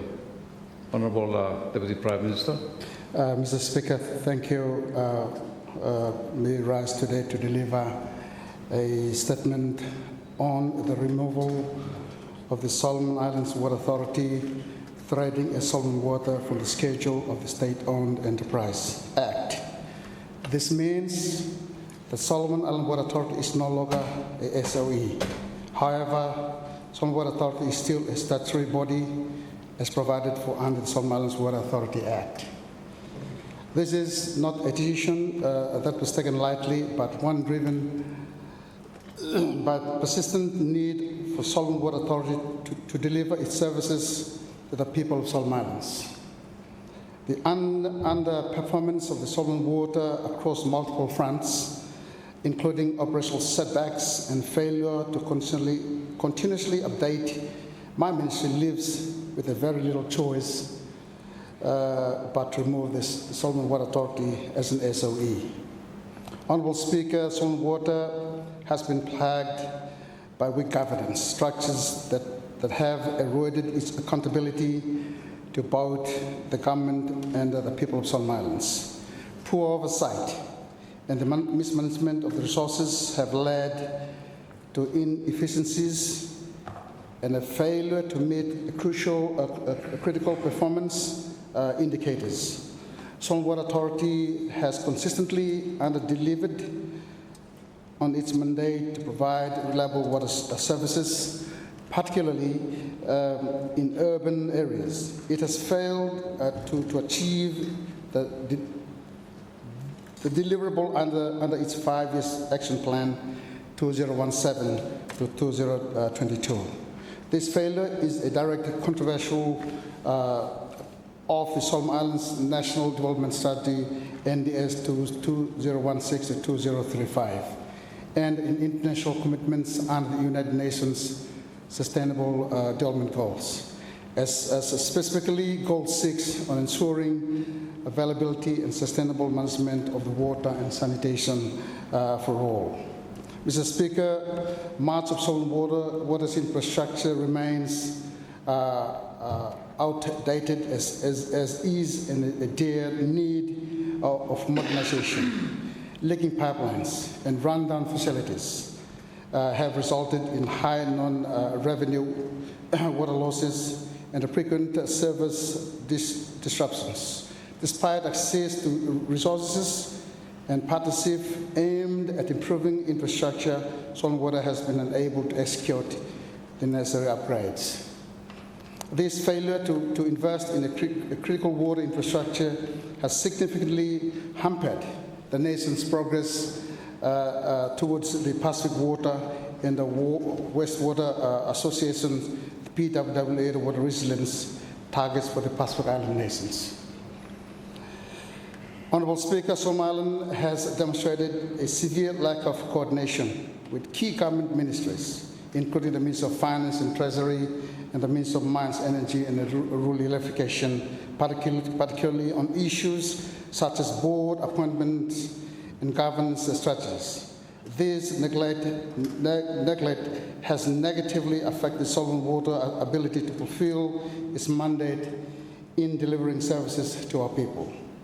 Somaliland's recruitment processes have been tainted by the lack of transparency, which has raised serious concerns about the integrity and competence of its leadership. The reluctance to present recruitment reports for the review by the government authorities has further undermined confidence in the organization's capacity to lead critical national water projects. Mr. Speaker, the incompetence in project management, particularly within Solomon Water's project management unit, has been glaring. The recruitment of inexperienced personnel has led to consistent delays in key water projects, which as Kogulai, we have a treatment plant where I'm delayed for the last, I think over 2-3 years now, Noro and Tulagi. These delays, coupled with missed milestones, have not only postponed progress, but have also contributed to the failure of Solomon Water to contribute meaningfully to national development efforts. This is an example of how lack of transparency in recruitment leads to delays in projects, resulting in our people suffering. Honourable Speaker, Solomon Water has breached numerous contractual obligations, including service levels and delivery timelines. These breaches are compounded by reports of misleading practices in financial dealings, further eroding public and government trust in the institution. This is unacceptable for an utility responsible for delivering an essential service such as water. Solomon Water has constantly struggled with financial management, leaving it unable to sustain its operation or invest in a crucial infrastructure upgrades. Additionally, service quality has been inconsistent with many citizens, particularly in peri-urban areas, still lacking reliable access to clean water. This has posed severe public health and sanitation risk, further illustrating the utilities' failure to meet both local and international standards. Mr. Speaker said, despite numerous directives from the government, the leaders, Solomon Water leadership has shown a clear disregard for the government's priorities, further disconnecting the utility from its core responsibility to serve the people of Solomon Islands. Because of these persistent failures, the government has determined that Solomon Water cannot fulfill its obligation as a state-owned enterprise. The Cabinet decision on August 16, 2024, officially published in the Gazette on August 26, 2024, removes Solomon Water's SOE status. This move is made to enable the government to drive the projects identified under the urban water supply and sanitation sector projects, which was supposed to be delivered between 2020 and 2024. Mr. Speaker, sir, upon removal of the stormwater as an SOE, its board immediately ceased to exist by operation of law. This because the act that provides for the appointment of the board no longer applies. However, some of the provisions of the Solomon Water Authority Act, which was superseded by the SOE Act, kicks in, which means that permanent secretary and the manager of the Solomon Water automatically become directors of the board as prescribed in the Act. The Act also gives me the power to appoint the chairman and the 5 other members of the board, which is, I've already done that, we finished. I have issued a letter of appointment to the chairman and the 5 other members. Upon confirmation of the acceptance, I will instruct the Attorney General to draw up and publish the appointment in Gazette. I hope to have the board up and running by Monday next week. Mr. Speaker, sir, I wish to ensure all employees of the Solomon Water Authority that your employment status as Solomon Water staff remains unaffected by the transition. However, leadership roles, particularly within the senior management, will be re-evaluated and ensure that qualified individuals are at the helm of utility moving forward. Meanwhile, I urge all senior management and staff of Solomon Water to work closely with the new board and to make sure that Solomon Water Authority projects are completed for the benefit of our people. Mr. Speaker, sir, tabling of Solomon Water reports in Parliament in order to meet the requirements of the SOE Act is not enough. I must see the projects benefiting our people before I'm satisfied that Solomon Water Authority has delivered on its mandate. Solomon Water's core functions, which is water resources management, quality assurance, and infrastructure maintenance, remains under the Solomon Water Authority Act. The Solomon Water Authority Act remains intact and still applies to Solomon Water Authority. Solomon Water contractual obligation made when it was an SOE still stands and will be honored. The new board will ensure that these contractual obligations are being discharged by Solomon Water Authority. Mr. Speaker, said the removal of Solomon Water's SOE status marks a turning point in the government's commitment to ensure the delivery of essential services to our citizens by statutory bodies. Water is a fundamental human right, and it is unacceptable that an utility entrusted with such a vital role has consistently failed to deliver. Through the actions, we aim to restore transparency, accountability, and efficiency in water service delivery in the within the global SDGs, the Solomon Islands NDS, and the PWW water resilience targets. The government is confident, Speaker, sir, that addition will ultimately serve the best interests of the people of Solomon Islands. The new board will ensure that all Solomon Water Authority major projects must be aggressively pursued and implemented. I wish to assure our development partners, the Solomon Water Authority and the Solomon Islands government remains committed to delivering these major projects. All projects under the Solomon Water Authority are not affected by the removal of the Solomon Water Authority as an SOE. Solomon Water Authority Act will be reviewed as well with aim of improving the governance aspect of the Solomon Water Authority. If this means amending the Solomon Water Authority Act to accommodate some of the provisions under the SOE Act, then this is what we will do.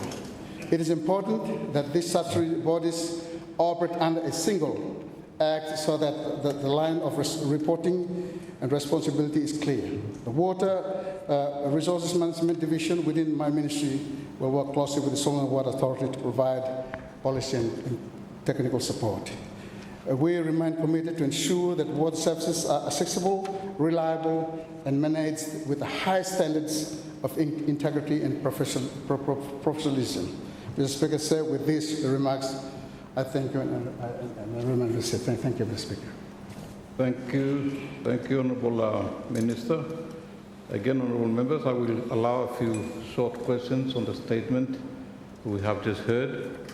And again, please be reminded of my earlier ruling in application of Standing Order 24.2 that no questions should be asked, or no comments or should be made in pretext of a debate.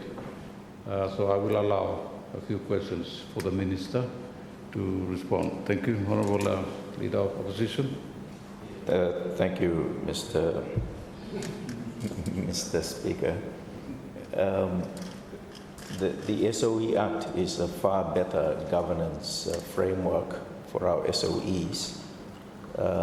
I take it from the Minister's statement that the circumstances giving rise to this fella decision extenuating, cannot be avoided.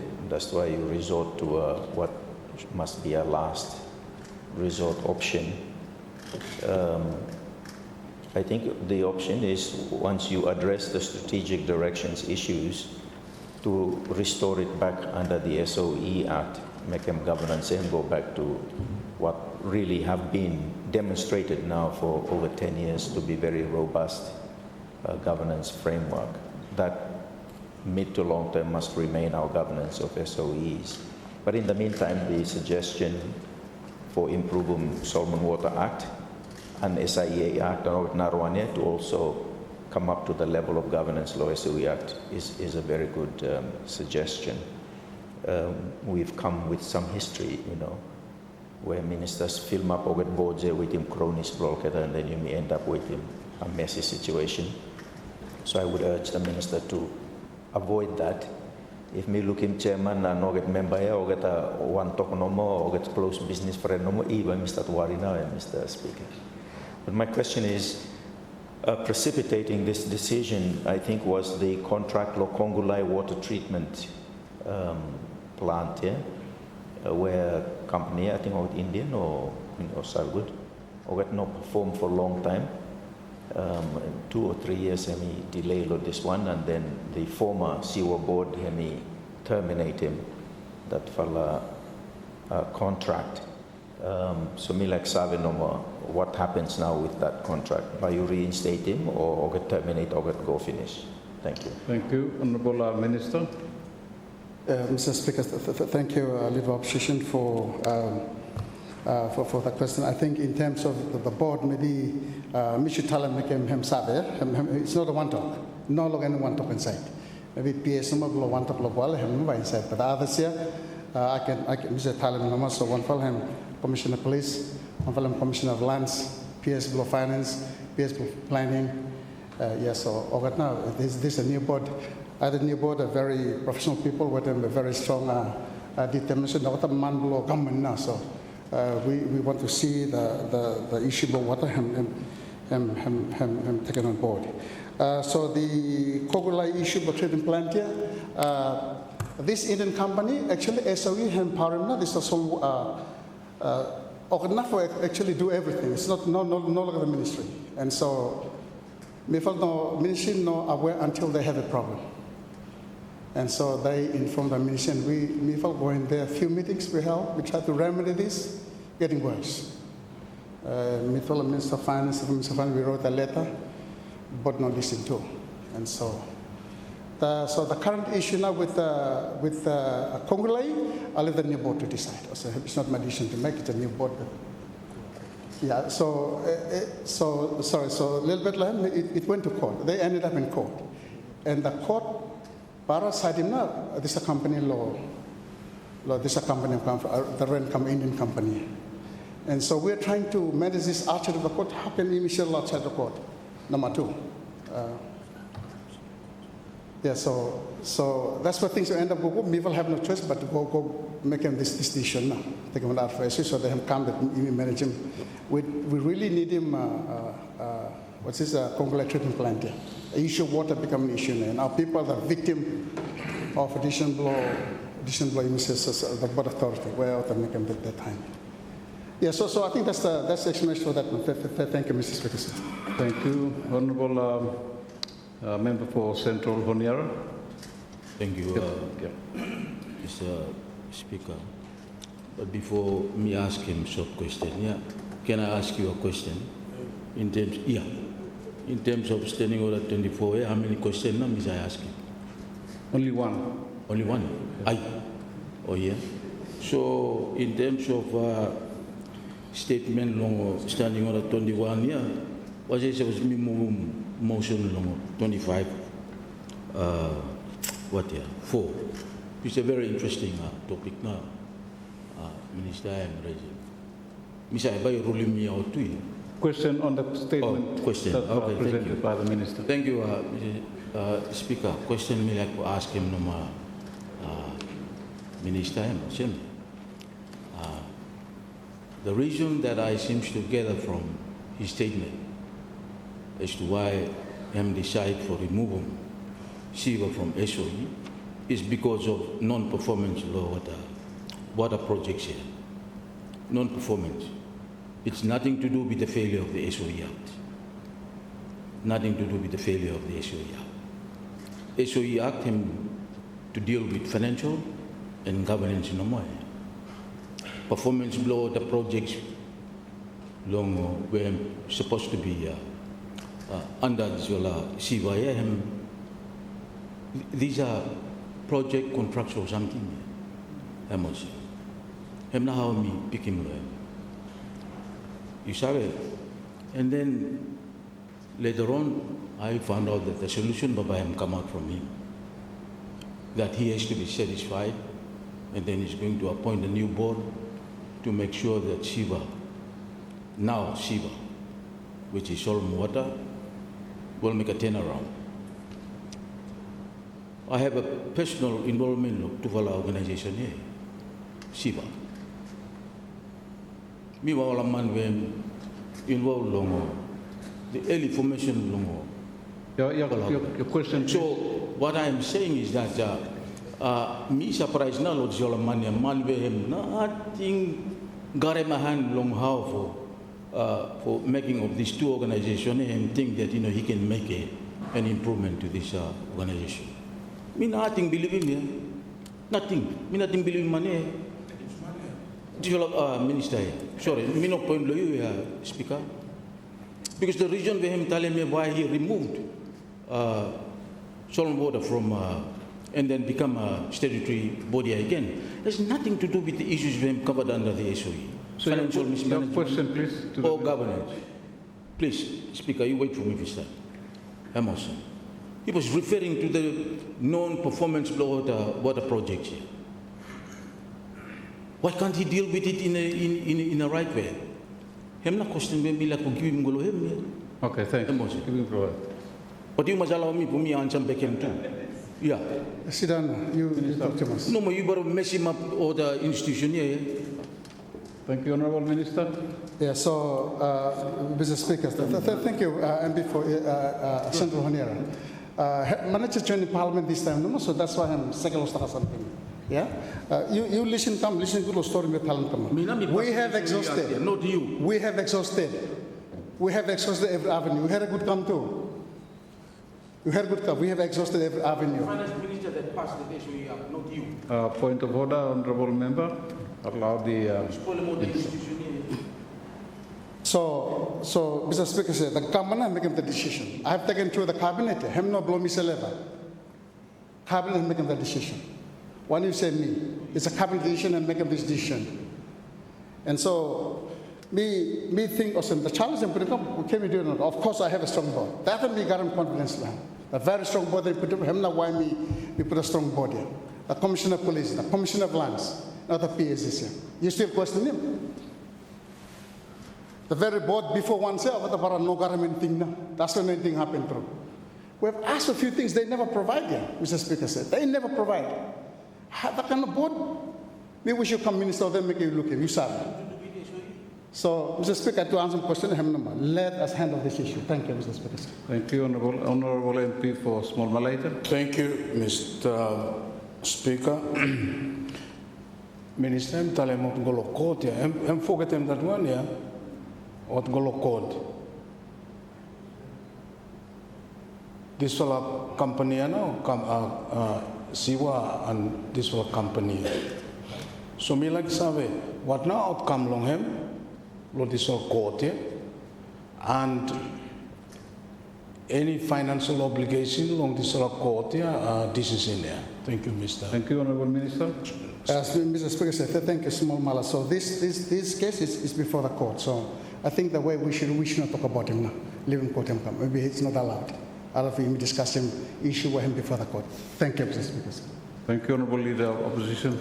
Yes, but earlier today, Minister Hemi said that court side him now with company. So I'm side him how long him or to make him decision for must reinstate him contract or because what would be really terrible is we all know this was company one of useless companies there. Nothing little bit do him anything. Out no sa what to do me. But con group every con man no inside there.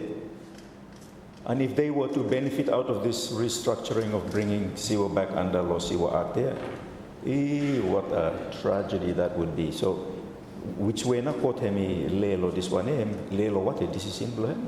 Thank you. Thank you, Honorable Minister. So, Mr. Speaker, thank you, Leader of Opposition. Ever heard good how the company come him issue of Solomon water, no longer minister, also. So that the constantly must clear public here come. Him no longer blow ministry now. Him the Solomon water authority. So they are to be blamed on all these issues here. Or not blame. Whatever they're wrong with that, block the syllabus. We have been flagged time what go wrong. That doesn't be like we understand them good here. So we are trying to remedy this issue here. Water treatment plant him must up and running. Serviceable people. Him no point blow me all over. There's no other hidden reason law here. If court is making what decision, him block court is no longer me for talk about it. Or the board to decide as well. As a metal board not got up hand to make the decision. The board metal this what the board members say. Thank you, Mr. Speaker. Thank you.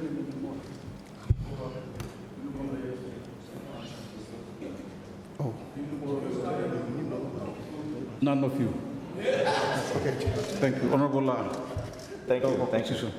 No, perhaps the Honorable Attorney General could clarify whether court has made a ruling one way or the other, or is it just a stay? My understanding it was just a stay of the termination or something also, so that pending a full hearing or something else, but for further clarification. Thank you. Clarification, Honorable Attorney General. Thank you, Mr. Speaker, and thank you, Leader of the Official Opposition, for the question. The matter went to court, and the court granted a number of injunctions. One is actually staying of termination, and also I think something about the guarantees being released or something. And say whole of stuff you know do until matter him resolve him properly. So him know what is before the courts now. So thank you. Thank you. Thank you. Your short question, Honorable. Yeah, short one. Very short one, Mr. Speaker. Nothing to do with the court case where the money referred to him. Just straight to the points, no more that him come out, no more from statement from Minister. No. If it is something to do with the contract, law the people, what has it got to do with the SOE? What has it got to do with the SOE status of Solomon Water? That one, and I am still confusing me. Thank you. If they go to court, what has it got to do with the SOE status of Solomon Waters? Why it has to be changed back to statutory bodies? That part here now, that line here now, them got him a lot of suspicion. Speaker, you ask him. Thank you, Honorable Minister. Answer him. Thank you. So, Speaker said maybe by AG help me like that too. But I think I have no reasons here. There's no other reasons. I think my statement, him tell him why me for move him no more reasons here. No other reasons. You say tell him come. You say another reasons. You tell him come. What the reasons? Make it here. Me the government him no reason me for tell him come. Yeah. So the government him no reason me. There are no other reasons. If you say tell him come. Thank you. Thank you, Honorable Minister. Any other comments or questions? Sorry. Otherwise, thank you, Minister, and thank you for the questions that were asked, for clarification on the Minister's statement. Business. Go ahead. Motions. Address of thanks to His Excellency the Governor General. Thank you, honourable members. The debate on the motion moved by the Prime Minister will continue today, and the floor is open for anyone who wishes to contribute to the motion, on the motion. Thank you. Let me afford the opportunity to, firstly, Minister for Planning and Coordination. First, thank you. Honourable Minister. Thank you, Mr. Speaker, for allowing me to contribute to the speech from the throne delivered by His Excellency the Governor General last month. I thank His Excellency for outlining the policy focus and priorities of the government of national unity and transformation, and the Prime Minister for moving the motion to allow us reflect on the speech delivered by His Excellency the Governor General. Mr. Speaker, since the launch of 100-day program and policy statement, a lot of views have been expressed regarding the merits and demerits of the 100 days program and policy statement. I thank you for the feedback, and it is healthy for our country. On the other hand, Mr. Speaker, government policy are attributable to the executive government analysis and position with respect to national matter and how they should be addressed. Mr. Speaker, on the other hand, the policies are also product of wishes and liking of our people. In this connection, government policies are but product of people, conceptions and expectations of what government or leaders can support to deliver to people. As such, we as people and the country to work to achieve the policy objectives and to make sure our country going forward. Mr. Speaker, it is time that it's important, especially for us temporary work, to stick together as people, especially in the 12th Parliament. The governance arrangement of different things, including the executive government, provincial government, or even constituency or ward, these are mechanisms in place to try to make easier how we work to address the needs of our country, Mr. Speaker. Mr. Speaker, I'm concerned, especially now that, Mr. we see how provinces that will celebrate our second appointed day, Mr. Speaker, it seems to more focus rather than Solomon Island as a nation that can stand together, Mr. Speaker. Mr. Speaker, any public policy that is only useful as it has been implemented in accordance with its purpose. Mr. Speaker, public services' role in translating policy into action is a critical one. And on that note, I acknowledge with sincere appreciation the public service for their effort and commitment to implement government policies under many constraints, including public scrutiny. I appeal to public servants at all levels to embrace public scrutiny as citizens are interested in our work and also feedback to us to help serve our people better and take our country forward.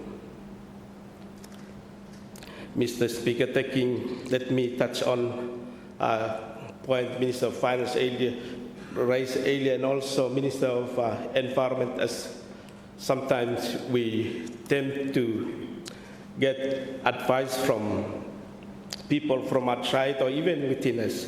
Mr. Speaker, taking advice from within or outside of our country must be subject to sound scrutiny against our realities on the ground and how our context may evolve in the future.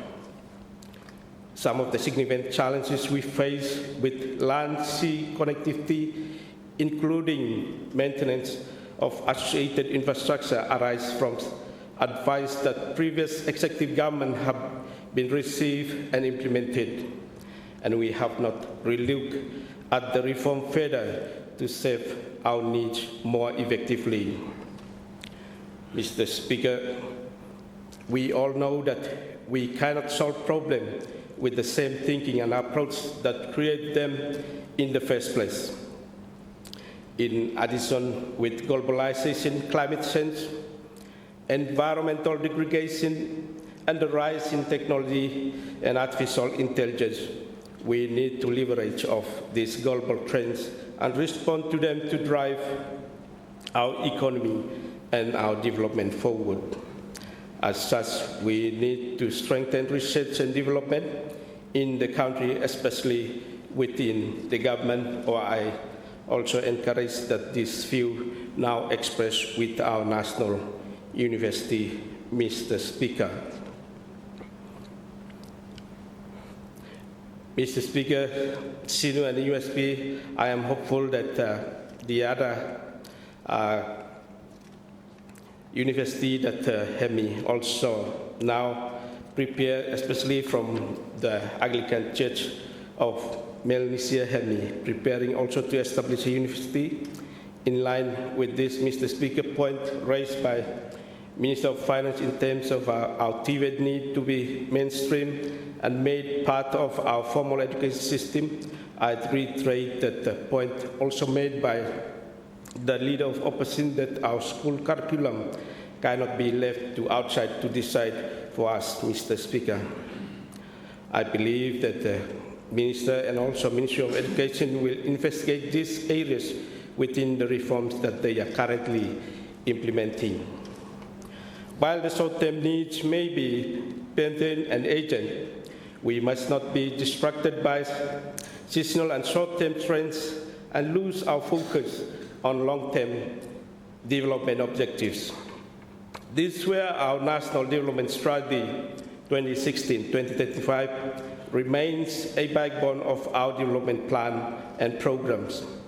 Our adherence to it must not only be in words but paper, but in action, especially to allocate resources for it, Mr. Speaker. Our NDS is quite broad and also anything and everything can be aligned to it, but we must exercise discipline to ensure that short-term needs become progressive milestones to achieve our long-term development goals, Mr. Speaker. In the recent National Economic Summit, I made a point that our development partner and other stakeholders have supported us make some progress against the 5 objectives of our NDS. However, Mr. Speaker, progress is uneven and remains untenable against most of our medium-term strategy objectives, Mr. Speaker. For example, in 2016, we say that by 2025, which is next year, we should grow our economy by a rate of 5% GDP per annum, and yet the GDP growth rate largely been volatile and has emerged about 2.5%, Mr. Speaker. Mr. Speaker, let me a little bit touch on connectivity. Whether connectivity, low land, or sea or air, formidable challenges, our great grandmothers and fathers continue to face challenges as probably something that we are also facing it now, Mr. Speaker. In addition, communication challenges remain unyielding despite improvement in this sector. We all know that the economy, growth, goods and services, and people information must be moved with easy and timely basis. As such, investment in connectivity and communication infrastructure are crucial for development. Mr. Speaker, in this connection, I acknowledge the government in recognizing the establishment of Starlink to help communication easier, especially in our rural area. Beside our narrow economic base, social and institutional volatility, our geographical setting and location in tropical cyclone zone and ring of fire elevate our disposition to disaster and rising hydrogeological hazard.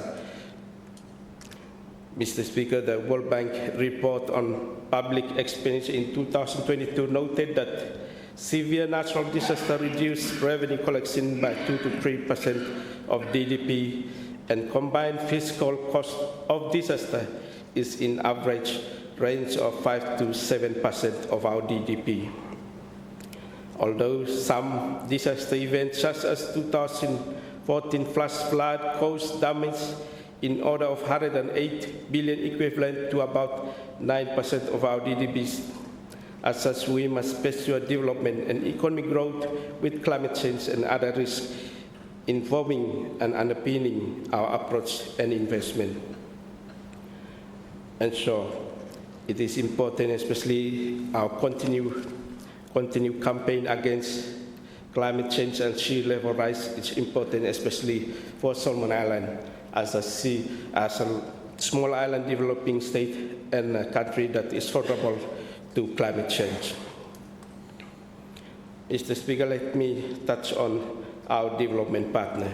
But before that, me like to acknowledge in Parliament, especially for the special adjournment, Mr. Speaker, to allow the Prime Minister and the Minister and members of Parliament to part of that development roundtable meeting yesterday, Mr. Speaker.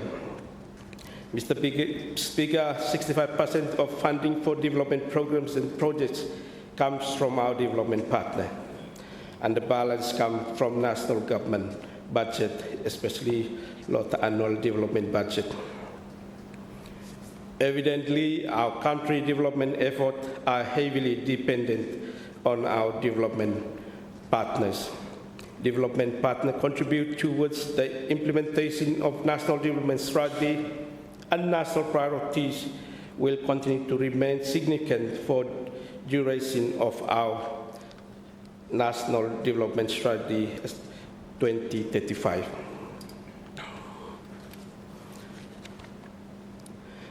Mr. Speaker, the SIG Development Partner Roundtable yesterday was a success in that we share our national priority of growing the economy through connectivity infrastructure development, enhanced productivity sector, especially sector like agriculture, fishery, and tourism, while ensuring that development of our country is driven by a holistic approach that integrates social, environmental, and economic dimension.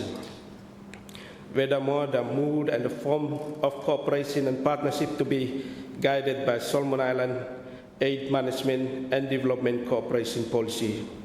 We also had an opportunity to hear from our development partners what and how they can contributing or will contribute to the implementation of our national priority.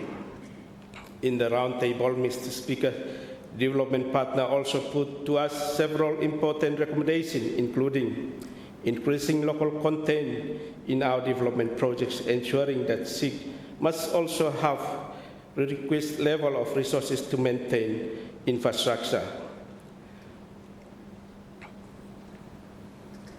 Mr. Speaker, my ministry is putting together the outcome of the roundtable.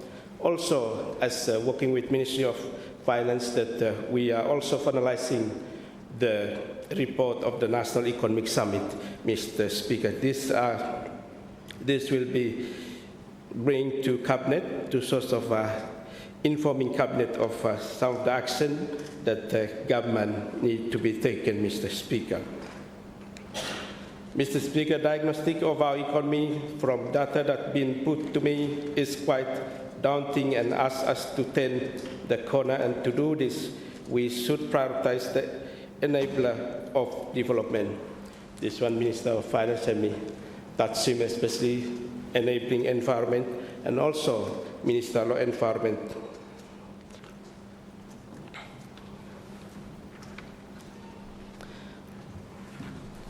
Some of the key areas me like for highlighting, Mr. Speaker, in terms of enabling environment. Mr. Speaker, enhanced connectivity, especially road, sea, air, and that's come back to connecting our island, Mr. Speaker. We acknowledge the continuous effort by ministry responsible in different sectors, especially aviation in continue connecting our provinces with airport infrastructure, and also Minister of Infrastructure Development also highlight some of the key projects that government is working, including our partner, Mr. Speaker. In terms of growing the economy, our focus should be on enhancing downstream processing and value addition, especially low agriculture fishery. I am encouraged, Mr. Speaker, that seaweed now growing rapidly in areas around our provinces. But then, Mr. Speaker, I was also informed that some container of the export team go, some bestima inside too. And so, I say for doing some good something no straight happen too.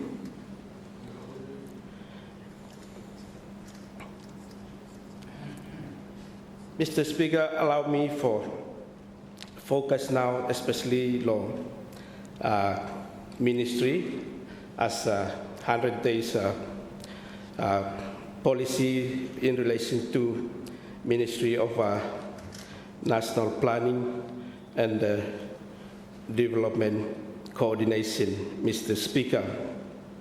Mr. Speaker, under our 100 days policy, one of the key activities that require as the ministry to deliver within the 100 days for submitting our national voluntary second report goal of UN.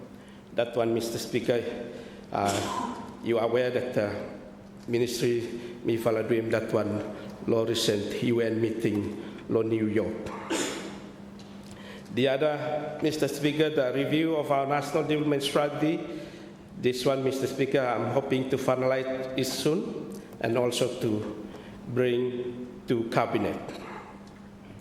The other thing, Mr. Speaker, the smooth transition strategy for LDC graduation, which is work is also underway, Mr. Speaker. We are also reviewing our medium-term development plan, and I hope that work on this one may be progressing well, Mr. Speaker. In terms of monitoring and evaluation strategy, Cabinet already approved, and I'm hoping to launch this strategy shortly, Mr. Speaker. And then yesterday, Mr. Speaker, as one of the activities under our 100 days policy, Mr. Speaker, to hold a donor dialogue with our development partner, and that one happened yesterday, Mr. Speaker. Going forward, at the strategic planning level, we will revise the NDS and thereafter bring forward for the national planning bill, Mr. Speaker. At the operational level, the overall challenge of turning DNAT priorities into action and result on the ground lies in ensuring the adequate financial resources are made available on a timely basis through our development budget. In this connection, Mr. Speaker, I will be working closely with Cabinet and especially Ministry of Finance and Minister to see how the next year's budget you may prepare in capturing the DNAT policy priorities. Currently, the physical space available for us is quite challenging, Mr. Speaker, because one of the things we must understand recently, Mr. Speaker, we host two major events of our country in terms of how we execute the resources. One is hosting of the 2023 Pacific Game and the national joint election, Mr. Speaker. This one year, a big event. So in preparing for the next year's budget, Mr. Speaker, I'm a little bit challenging with the current available fiscal table that we got him, but Mr. Speaker, is something that we work lahem, including the roundtable discussion with our development partner yesterday. In addition, Mr. Speaker, that discussion ongoing with our development partner to fully on board in terms of how you mean like for supporting government policy and also our national pipeline, Mr. Speaker. With that, Mr. Speaker, on behalf of my people, we thank and acknowledge the Governor General for delivering the speech of the throne so that the members of Parliament Survey reflect, and also as His Excellency Hemi alluded to, that by Minister Survey elaborate more on how government policies in relation to each of the ministry for implementation. And so, Mr. Speaker, with that opportunity, thank you, and I support the motion. Thank you, Honourable Minister. Any other members who wish to comment? Otherwise, let me now suspend Parliament and we'll resume at 1:30 this afternoon.